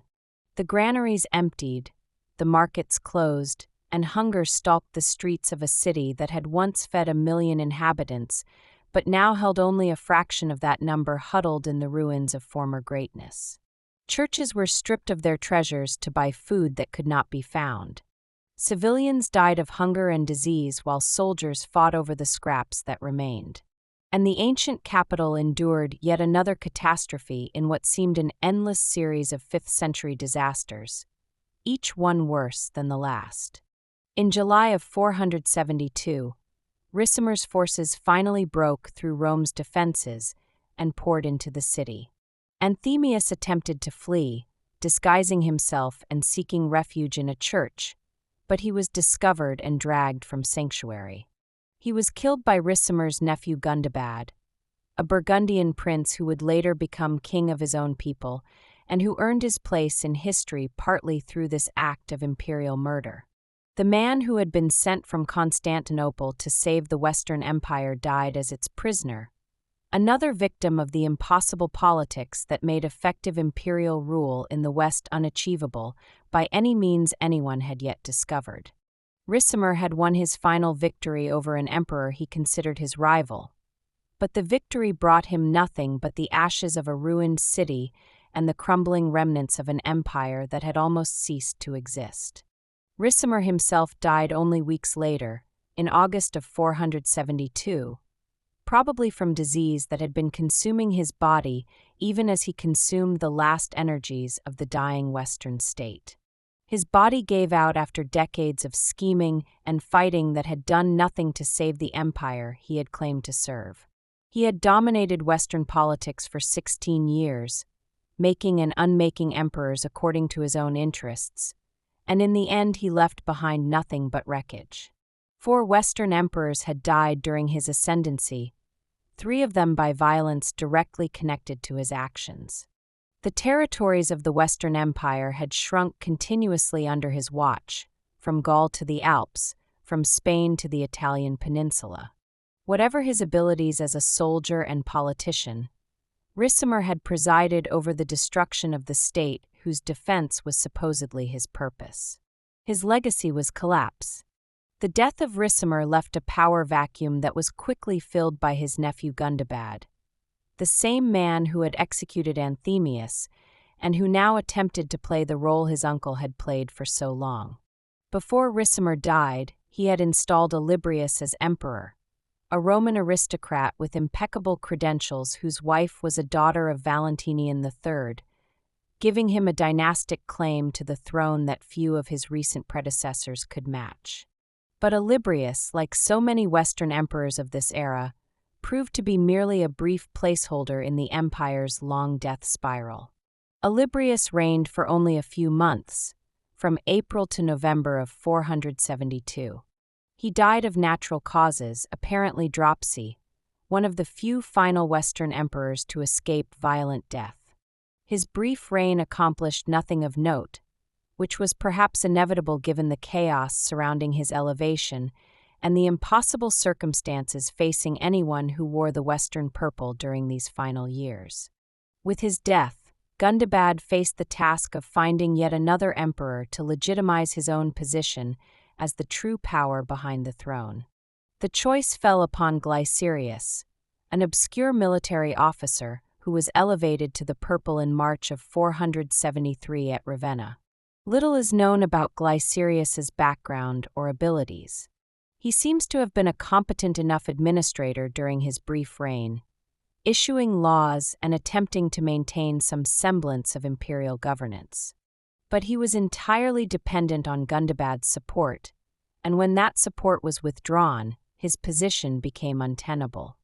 Gundobad soon returned to his homeland to claim the Burgundian throne after his father's death, leaving Galerius without the military backing that had placed him in power. The Eastern Emperor Leo, watching from Constantinople as the Western Empire continued its disintegration, decided once again to intervene in Western affairs. He appointed his own candidate to the Western throne, a man named Julius Nepos, who was related to the Eastern imperial family and who had served as military commander in Dalmatia. In 474, Julius Nepos arrived in Italy with Eastern backing, forcing Galerius to abdicate without a fight. The deposed emperor was ordained as a bishop and sent to Dalmatia, his imperial career ending in ecclesiastical retirement rather than execution, a relatively merciful fate by the standards of the age. Julius Nepos was the last Western emperor to be recognized by the Eastern court, the last to hold anything like legitimate claim to the imperial succession as the Romans understood it. He was an experienced soldier and administrator, capable enough to have made a decent emperor under better circumstances, a man who might have accomplished something had he inherited an empire worth saving. But the circumstances he faced were beyond salvage by any individual, no matter how talented or determined. The Western Empire had shrunk to Italy and a few scraps of territory elsewhere, a pale shadow of the dominion that had once stretched from Scotland to the Sahara, from Portugal to Mesopotamia. Its treasury was empty, drained by decades of tribute payments and military disasters. Its armies were composed almost entirely of barbarian federates whose loyalty was uncertain at best, and whose interests did not necessarily align with those of the empire they nominally served. Its administrative apparatus had largely collapsed into irrelevance as the territories it was meant to govern fell away one by one to barbarian kingdoms that owed Rome nothing. The dominant military figure in Italy was now Orestes, a Roman who had once served as secretary to Attila the Hun during the great conqueror's campaigns across Europe, and who had later entered Roman service after Attila's death and the collapse of the Hunnic Empire. Orestes had risen through the ranks to command the barbarian troops that constituted what remained of the Western army, the only military force that still answered to imperial authority. He harbored ambitions of his own, this man who had witnessed power at its most naked in the tent of the Scourge of God, and in 475 he turned against Julius Nepos, leading his forces against the emperor and driving him from Italy in a coup that met little resistance. Julius Nepos fled to Dalmatia across the Adriatic, where he continued to claim the imperial title for several more years, maintaining a court in exile and never abandoning his assertion that he was the legitimate Western emperor, even though he could no longer set foot in the Italian peninsula that formed the heart of his supposed domain. Orestes did not claim the throne for himself, perhaps because his long service to Attila made him unacceptable to Roman sensibilities that still mattered to someone, or perhaps because he preferred to rule through a figurehead as Ricimer had done before him. Instead, he elevated his young son to the purple, a boy named Romulus who was given the imperial title Augustulus, Little Augustus, a diminutive that reflected both his youth and perhaps the diminished state of the empire he nominally ruled. Romulus Augustulus was probably about 14 years old when he became emperor in October of 475, the last in the long line of rulers that stretched back 5 centuries to the great Augustus himself. The reign of Romulus Augustulus was brief and empty of any real content. He issued no laws of significance, commanded no armies, made no decisions of consequence. He was a boy wearing purple robes in a palace at Ravenna, while his father Orestes wielded whatever power remained in the crumbling Western state. The barbarian troops who constituted the only military force available to the Western government served Orestes, not the child emperor, and their loyalty depended entirely on continued payment and the promise of land that Orestes had difficulty fulfilling. Those barbarian troops, a mixed force of various Germanic peoples who had entered Roman service over the preceding decades and who represented the last remnants of what had once been the mightiest military force the ancient world had ever known, grew restless as Orestes failed to deliver on his promises to them. They demanded land in Italy, a third of the peninsula's territory to be divided among them as their reward for years of service to an empire that seemed to have nothing else left to give. It was not an unreasonable demand by the standards of what other barbarian groups had received elsewhere in the former Western Empire during this turbulent century. The Visigoths had their flourishing kingdom in Gaul and Spain, ruling over Roman subjects who had become their taxpayers. The Vandals had wealthy Africa and its grain fields. The Burgundians had their territories along the Rhone. Why should the soldiers who had served Rome so long and so faithfully, who had fought and bled for emperors they barely knew, not receive similar compensation for their sacrifices? Orestes refused their demands, perhaps believing he could maintain control without making such substantial concessions, perhaps simply unable to deliver what they asked given the political and practical constraints he faced. The Italian landowners who supported him would not willingly surrender a third of their estates to barbarian soldiers, and Orestes may have calculated that his position depended more on their goodwill than on the satisfaction of his troops. If so, it was a fatal miscalculation. The barbarian troops, feeling betrayed by a leader who would not fulfill his obligations to them, turned to one of their own for leadership. His name was Odoacer, a Germanic warrior of uncertain tribal origin, perhaps Syrian or Ruggian, or of mixed heritage from the many peoples who had migrated across Europe during these turbulent decades, who had served in the Roman military for years, and who now emerged as the spokesman and champion for the discontented soldiers. Under Odoacer's leadership, the barbarians rose against Orestes. The rebellion was swift and brutal in its execution. Orestes was captured and executed in August of 476, paying with his life for promises he could not keep to men who had trusted him to deliver what he had offered. His brother Paulus died defending Ravenna against the barbarian forces, fighting to the end for a cause that was already lost. And young Romulus Augustulus, the boy emperor who had never truly ruled anything, who had been a puppet and a figurehead from the first moment the purple was draped across his narrow shoulders, found himself alone and unprotected as Odoacer's warriors took control of the imperial capital. The last Western Roman emperor awaited his fate in a palace that had belonged to rulers stretching back through centuries of Roman history, a history that was now coming to its final chapter. Odoacer chose mercy, or perhaps simply saw no advantage in killing a harmless child who posed no threat to his power and whose death would accomplish nothing useful. He deposed Romulus Augustulus but allowed him to live, sending him to a villa in Campania with a pension that would support him in comfortable retirement for the rest of his days.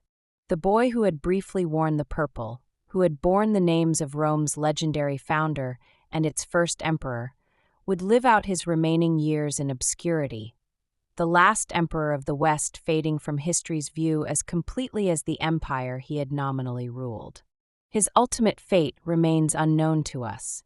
Some sources suggest he may have lived into the 6th century, a forgotten figure dwelling in the shadow of a vanished empire, but certainty is impossible across the distance of so many centuries. He simply disappears from the historical records, as the Western Empire itself was disappearing into memory and legend and the long twilight of the post-Roman world. The year 476 has been remembered as the end of the Western Roman Empire, the date that textbooks cite as marking the transition from ancient to medieval history, the moment when the classical world gave way to the Dark Ages.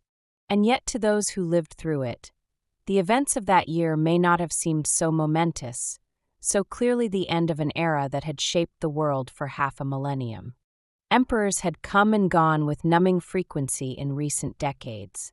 Barbarian generals had dominated the politics of the Western court for a generation. The actual governance of what remained of Roman territory had long since devolved to local authorities. to bishops and landowners and urban councils who managed affairs as best they could while the imperial center grew ever weaker and more irrelevant. Odoacer, having deposed Romulus Augustulus, did not establish himself as a new Western emperor or attempt to found a dynasty of barbarian rulers wearing Roman purple. Instead, he did something more telling about the changed realities of the post-Roman world. He sent the imperial regalia, the diadem and purple robes that symbolized Western imperial authority, to Constantinople, to the Eastern Emperor Zeno, who still maintained the Roman state in its wealthier and better defended half. The message was clear enough. There would be no more Western emperors. The fiction of a divided but unified Roman Empire would give way to a new reality in which the East alone continued the Roman tradition, while the West became something different, something barbarian kingdoms would make of it in the centuries to come. Zeno accepted the regalia and the implicit acknowledgement that he was now the sole Roman emperor, though the practical implications of this recognition were limited. He could not project power into Italy, could not challenge Odoacer's control of the peninsula, could not restore the Western Empire by force of arms. He granted Odoacer the title of patrician, recognizing him as a legitimate authority governing Italy on behalf of the empire, even though everyone understood that this was a polite fiction covering the reality of barbarian rule. Julius Nepos, still claiming to be the rightful Western emperor from his exile in Dalmatia, was technically the legitimate ruler whom Zeno should have supported. But Zeno made no effort to restore him, and when Julius Nepos was finally murdered in 480, the last pretender to the Western throne passed from the scene without Eastern intervention on his behalf. Odoacer ruled Italy for 17 years, from 476 to 493, governing it with reasonable competence and maintaining many of the administrative structures that had characterized Roman rule. He collected taxes, maintained roads, administered justice, and preserved much of the existing social order, even as the political framework that had supported it disappeared. The Roman Senate continued to meet, aristocratic families continued to manage their estates, and the Church continued to grow in wealth and influence. Life for most inhabitants of Italy probably changed less than we might expect from such a dramatic political transformation. The rhythms of agriculture, the concerns of commerce, the structures of local community continued much as they had before, even as the great edifice of imperial government crumbled away above them. But if life continued, the Roman Empire in the West did not. What ended in 476 was not Roman civilization, which would persist in transformed forms for centuries, but Roman political unity, the idea that the Mediterranean world and its hinterlands formed a single state under a single ruler. The western provinces, already fractured among various barbarian kingdoms, would never again be reunited under Roman authority despite later attempts by Eastern emperors to recover what had been lost. The dream of universal empire, of a single political order embracing the civilized world, gave way to the reality of competing kingdoms, each with its own king, its own laws, its own interests. The causes of Rome's fall have been debated for as long as people have written history, and the debate continues today among scholars who bring ever more sophisticated analytical tools to bear on this ancient question. Edward Gibbon famously blamed Christianity and barbarism in his monumental Decline and Fall, arguing that otherworldly religion had sapped Roman civic virtue, while Germanic peoples had overwhelmed weakened defenses with their vigorous martial culture. Modern historians have proposed countless other explanations since Gibbon wrote, from lead poisoning in Roman water pipes to climate change that disrupted agricultural patterns, from economic decline driven by inflation and taxation to military overextension across frontiers too vast to defend, from plague that depopulated cities and legions to moral decay that supposedly corrupted Roman character.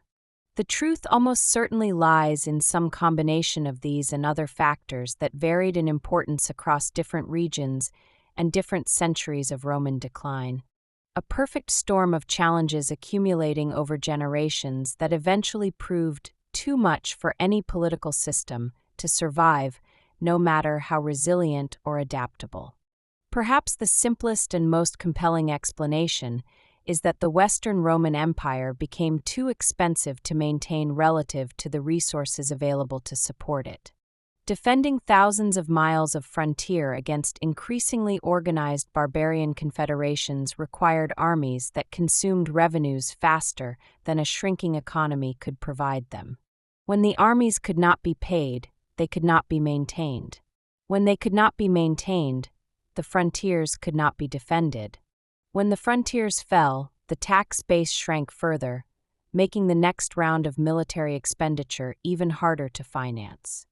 The empire entered a death spiral from which there was no escape, a feedback loop of declining resources and declining security that fed on itself until the system collapsed entirely. The barbarians who inherited the Western Empire were not the savage destroyers that later Roman propaganda and medieval legend made them out to be. They were peoples who had lived alongside the empire for centuries, who had served in its armies, who had absorbed much of its culture even as they maintained their own distinct identities. When they established their kingdoms on former Roman territory, they generally preserved what they could of Roman administration and Roman learning, recognizing that these represented valuable tools for governing complex societies. The transition from Roman to barbarian rule was often more gradual and more collaborative than dramatic narratives of conquest and destruction suggest. What the fall of the Western Empire did destroy was the political and economic unity that had bound the Mediterranean world together, since Augustus had established his principate 5 centuries earlier. Trade routes that had carried goods from Britain to Egypt now ended at political boundaries that had not existed before. Administrative traditions that had maintained roads and aqueducts and grain supplies now depended on the resources and priorities of individual kingdoms rather than an imperial system. The cultural unity that had spread Latin language and Roman law across half a continent now fragmented into regional variations that would eventually become the distinct nations of medieval and modern Europe. The Eastern Roman Empire continued, of course, surviving the 5th century catastrophe that destroyed its Western counterpart, and enduring for another 1,000 years until Constantinople finally fell to the Ottoman Turks in 1453. This Byzantine civilization, as later historians would call it, preserved much of the Roman heritage through the medieval centuries, transmitting classical learning to future generations and maintaining political traditions that claimed direct descent from Augustus and his successors. In some sense, Rome never fell at all but merely transformed, its center shifting from the Tiber to the Bosphorus, its language changing from Latin to Greek, its character evolving from classical to medieval while retaining an essential continuity with the ancient past. But the Western Empire, the empire of Rome and Ravenna, of Gaul and Spain and Britain and Africa, that empire ended in the late 5th century and would never rise again. Its passing marked the close of an era in human history, the end of a political experiment that had unified the Mediterranean world for half a millennium under a single government. What came after would be different in fundamental ways, would be medieval rather than ancient, would be the world of feudal kingdoms and the Catholic Church rather than provinces and legions. The Roman emperors were gone from the West, their memory preserved in stories and ruins, their legacy embedded in languages and laws and institutions that would shape European civilization for centuries to come. And so our journey through the history of the Roman emperors draws toward its close. From Augustus, who transformed the dying republic into an empire that would endure for centuries, to Romulus Augustulus, the boy who bore the names of Rome's legendary founder and its first emperor, but who ruled over nothing but shadows and memories, we have traced the long arc of Roman imperial power through triumph and disaster, through 5 centuries of history that shaped the world we inherit today. Rest now, And let these names settle into your memory like leaves falling on an autumn afternoon, each one part of a story that connects us to the ancient past and reminds us that even the mightiest empires are mortal, that all things pass, and that what endures is the human spirit that creates civilizations and mourns their passing. We have traveled far together through the centuries, from the sunlit days of Augustus when the empire was young and strong, through the long twilight of decline that ended in the quiet deposition of a boy emperor named for Rome's legendary founders. We have met emperors wise and foolish, cruel and kind, competent and catastrophically incompetent. We have witnessed civil wars and foreign invasions, religious transformations and administrative reforms, plagues and persecutions, and the slow crumbling of an order that once seemed eternal. The story of the Roman emperors is, in many ways, the story of how human beings attempt to govern themselves, to create order out of chaos, to build institutions that might outlast the fragile lives of those who create them. The first emperors we encountered were the architects of a new kind of state, men who transformed the forms of the Roman Republic while claiming to preserve them. Augustus, that master of political theater, created an empire by pretending he had not created one, and his successors inherited both his power and his pretensions. Some, like Tiberius and Claudius, proved capable administrators despite personal flaws that scandalized their contemporaries and delighted later gossips. Others, like Caligula and Nero, became bywords for tyranny and excess, their reigns remembered as cautionary tales about the dangers of unlimited power in unstable hands. The year of the four emperors taught the Roman world a lesson it would relearn many times over the following centuries, that the succession to supreme power was the Achilles heel of the imperial system. When Augustus died, his carefully prepared successor took his place without bloodshed. When the Julio-Claudian line ended, armies and generals competed for the throne in a civil war that killed thousands and reminded everyone that the empire rested ultimately on military force, not legal right or hereditary succession. This pattern would repeat through the centuries, periods of stability under established dynasties, followed by violent struggles when those dynasties ended or were overthrown. The Flavians and the five good emperors showed what the empire could achieve under capable leadership. Vespasian restored order after civil war, Titus and Domitian maintained it with varying degrees of success, and then came the remarkable century of Nerva, Trajan, Hadrian, Antoninus Pius, and Marcus Aurelius, each choosing his successor on the basis of merit rather than blood relationship. Under these emperors, the empire reached its greatest extent and its highest prosperity, a vast realm stretching from Scotland to Mesopotamia, from the Sahara to the forests of Germany, bound together by Roman law and Roman roads and the common culture of the Mediterranean world.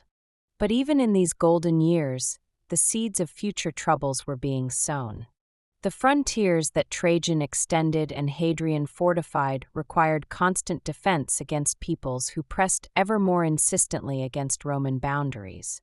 The economy that supported the imperial system depended on conquest and slaves, on the exploitation of resources that were not infinite.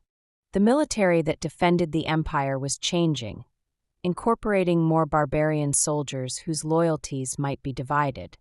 And the old civic religion that had bound Romans together was giving way to new faiths, including one that began with a crucified preacher in Palestine and that would eventually conquer the empire that had executed him. The 3rd century brought crisis after crisis, a cascade of disasters that nearly destroyed the Roman state. Emperors rose and fell with dizzying frequency, their reigns measured in months rather than years, their deaths usually violent. Plague reduced the population, inflation destroyed the currency, and barbarian invasions pierced frontiers that could no longer be adequately defended. For a generation, it seemed the empire might simply disintegrate, breaking apart into regional fragments that would go their separate ways and leave the Roman unity behind as a memory rather than a reality. Yet the empire survived. Diocletian's reforms created a new administrative structure that could manage the vast territories more effectively. Constantine's embrace of Christianity gave the empire a new ideological foundation to replace the dying paganism of earlier centuries. The empire was transformed, but it endured, its center shifting from Rome to Constantinople, its character changing from classical to medieval, while retaining the essential claim to be the legitimate continuation of the Roman state that Augustus had founded.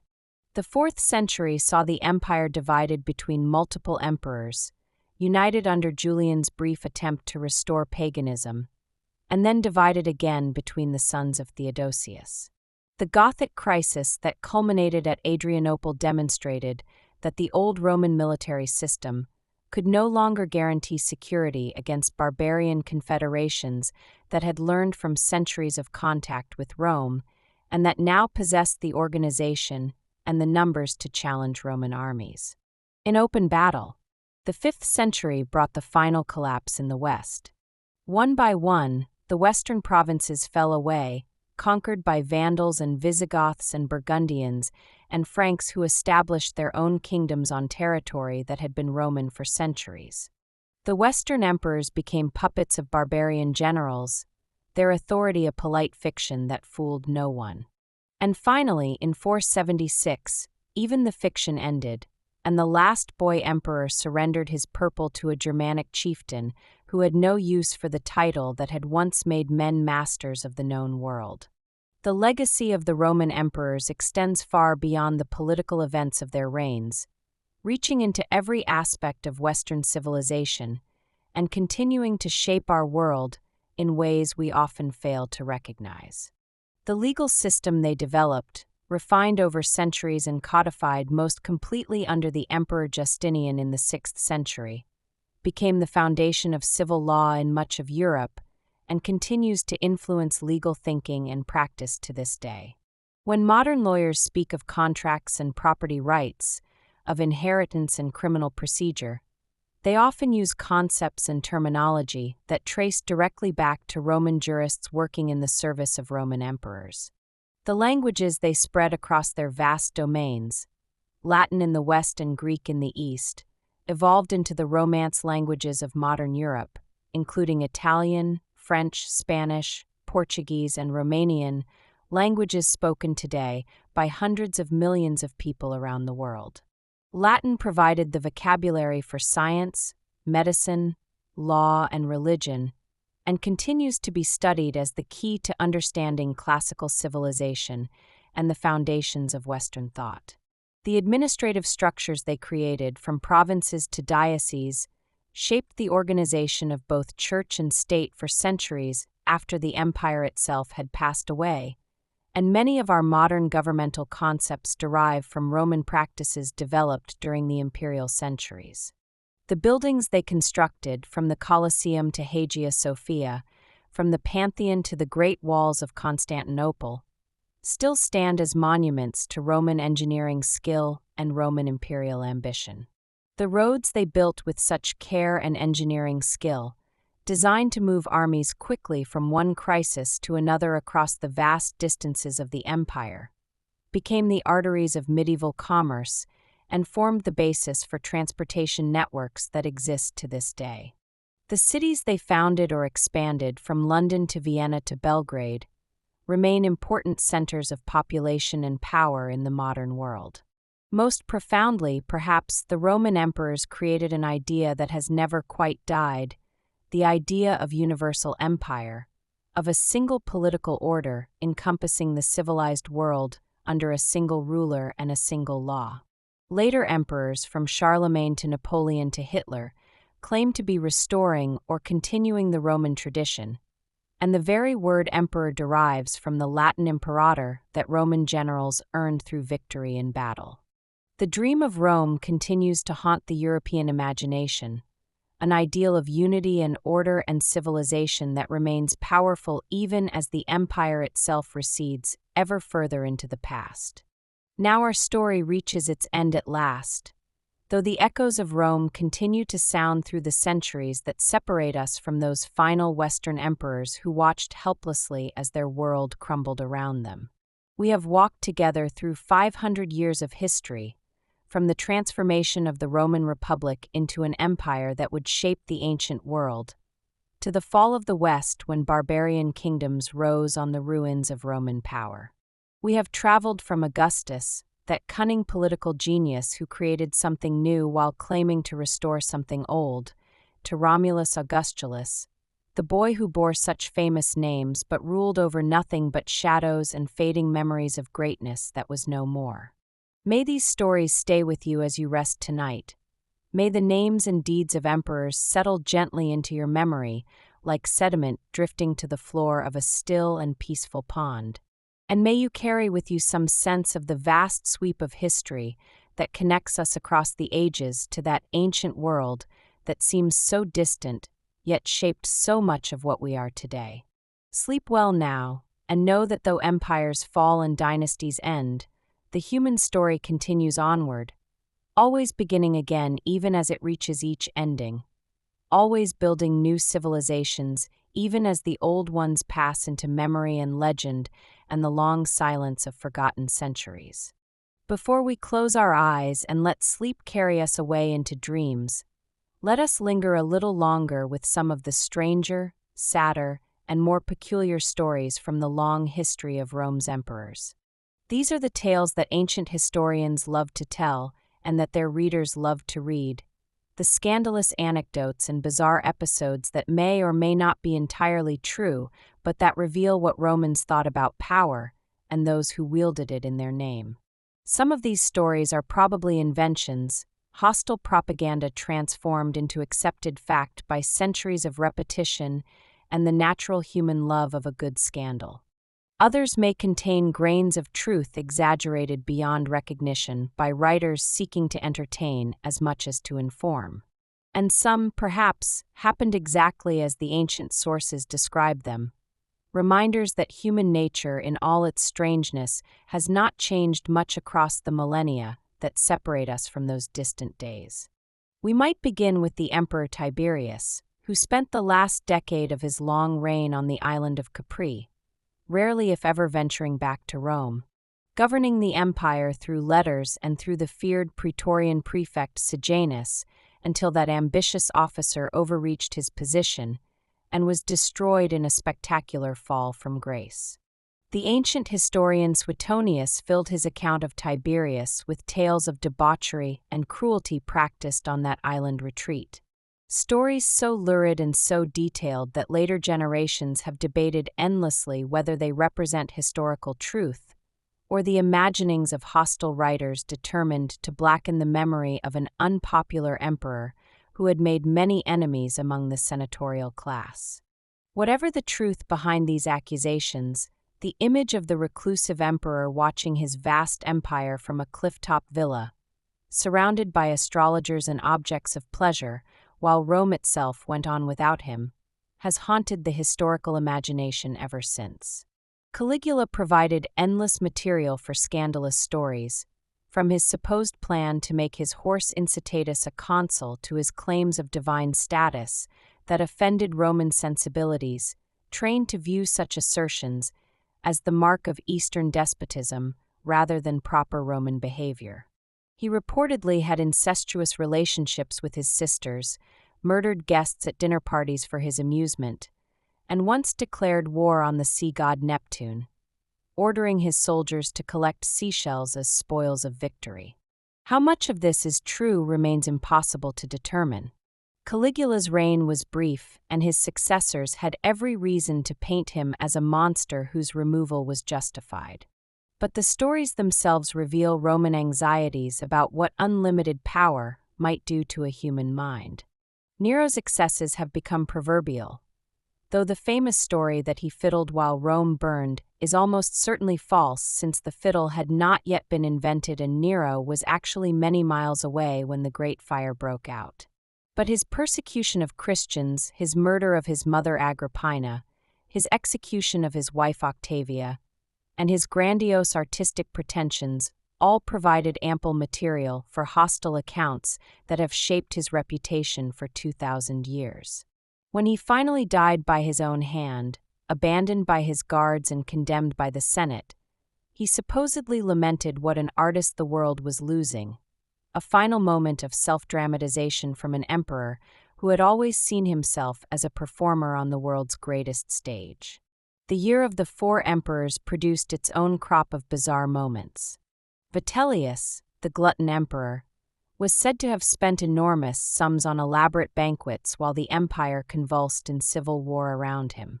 When his enemies finally caught him, they paraded him through the streets of Rome, pelting him with filth and abuse before killing him and throwing his body into the Tiber. Galba, the elderly emperor who preceded him, was so stingy that he refused to pay the soldiers the donative they had been promised, a fatal miscalculation that led directly to his assassination in the Roman Forum. The Emperor Domitian was said to spend hours alone in a private room catching flies and stabbing them with a stylus, behavior that struck his contemporaries as evidence of an unstable and dangerous personality lurking beneath the surface of imperial majesty.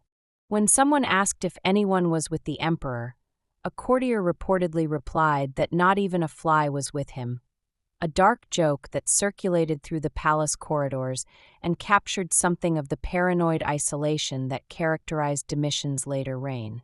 He trusted no one and saw conspiracies everywhere, surrounding himself with mirrors so that no assassin could approach unseen, until a real conspiracy finally claimed his life in a bloody palace coup. His assassination was greeted with joy by the Senate whose members he had terrorized, but with genuine grief by the army whose soldiers he had treated well, a division that would characterize Roman politics for centuries to come. Commodus, the son of the philosopher-emperor Marcus Aurelius, provided some of the most colorful material for ancient scandalmongers, his reign a seemingly endless source of stories that later generations would read with horrified fascination. He renamed Rome after himself, calling it the colony of Commodus, and added his name to the months of the year. He appeared in the arena as a gladiator, fighting from a raised platform where he could kill exotic animals and defeated gladiators without any risk to his imperial person, then charging the treasury enormous fees for his performances. He identified himself with the hero Hercules, appearing in public dressed in a lion skin and carrying a club, demanding to be worshipped as a god made flesh. He was strangled in his bath by a wrestler named Narcissus, ending a reign that had begun with such promise and deteriorated into what his contemporaries considered madness and disgrace. The contrast between the thoughtful Marcus Aurelius and his theatrical, violent son has puzzled historians ever since, a reminder that even the best parents cannot always pass their virtues to their children. Elagabalus, the teenage priest-emperor from Syria, brought scandal to new heights during his brief reign in the early 3rd century. He introduced the worship of his Syrian sun god to Rome, married and divorced multiple times, including allegedly to a Vestal virgin, and was said to have engaged in behavior that shocked even Romans accustomed to imperial eccentricity. His grandmother and mother, who had engineered his rise to power, eventually turned against him and supported his cousin and successor Alexander Severus, and Elagabalus was killed at 18, his body thrown into the sewer, his memory condemned by a Senate that wanted to forget he had ever existed. The later empire produced its own share of strange stories and peculiar characters who have echoed down through history. The Emperor Julian, known to Christians as the apostate because he was the last pagan ruler who tried to reverse the Christian transformation of the Roman state, was said to have kept such a magnificently large beard that insects nested in it, a detail that Christian writers included to mock his attempt to revive classical philosophy and traditional religion, and to portray him as an unkempt eccentric rather than a serious reformer.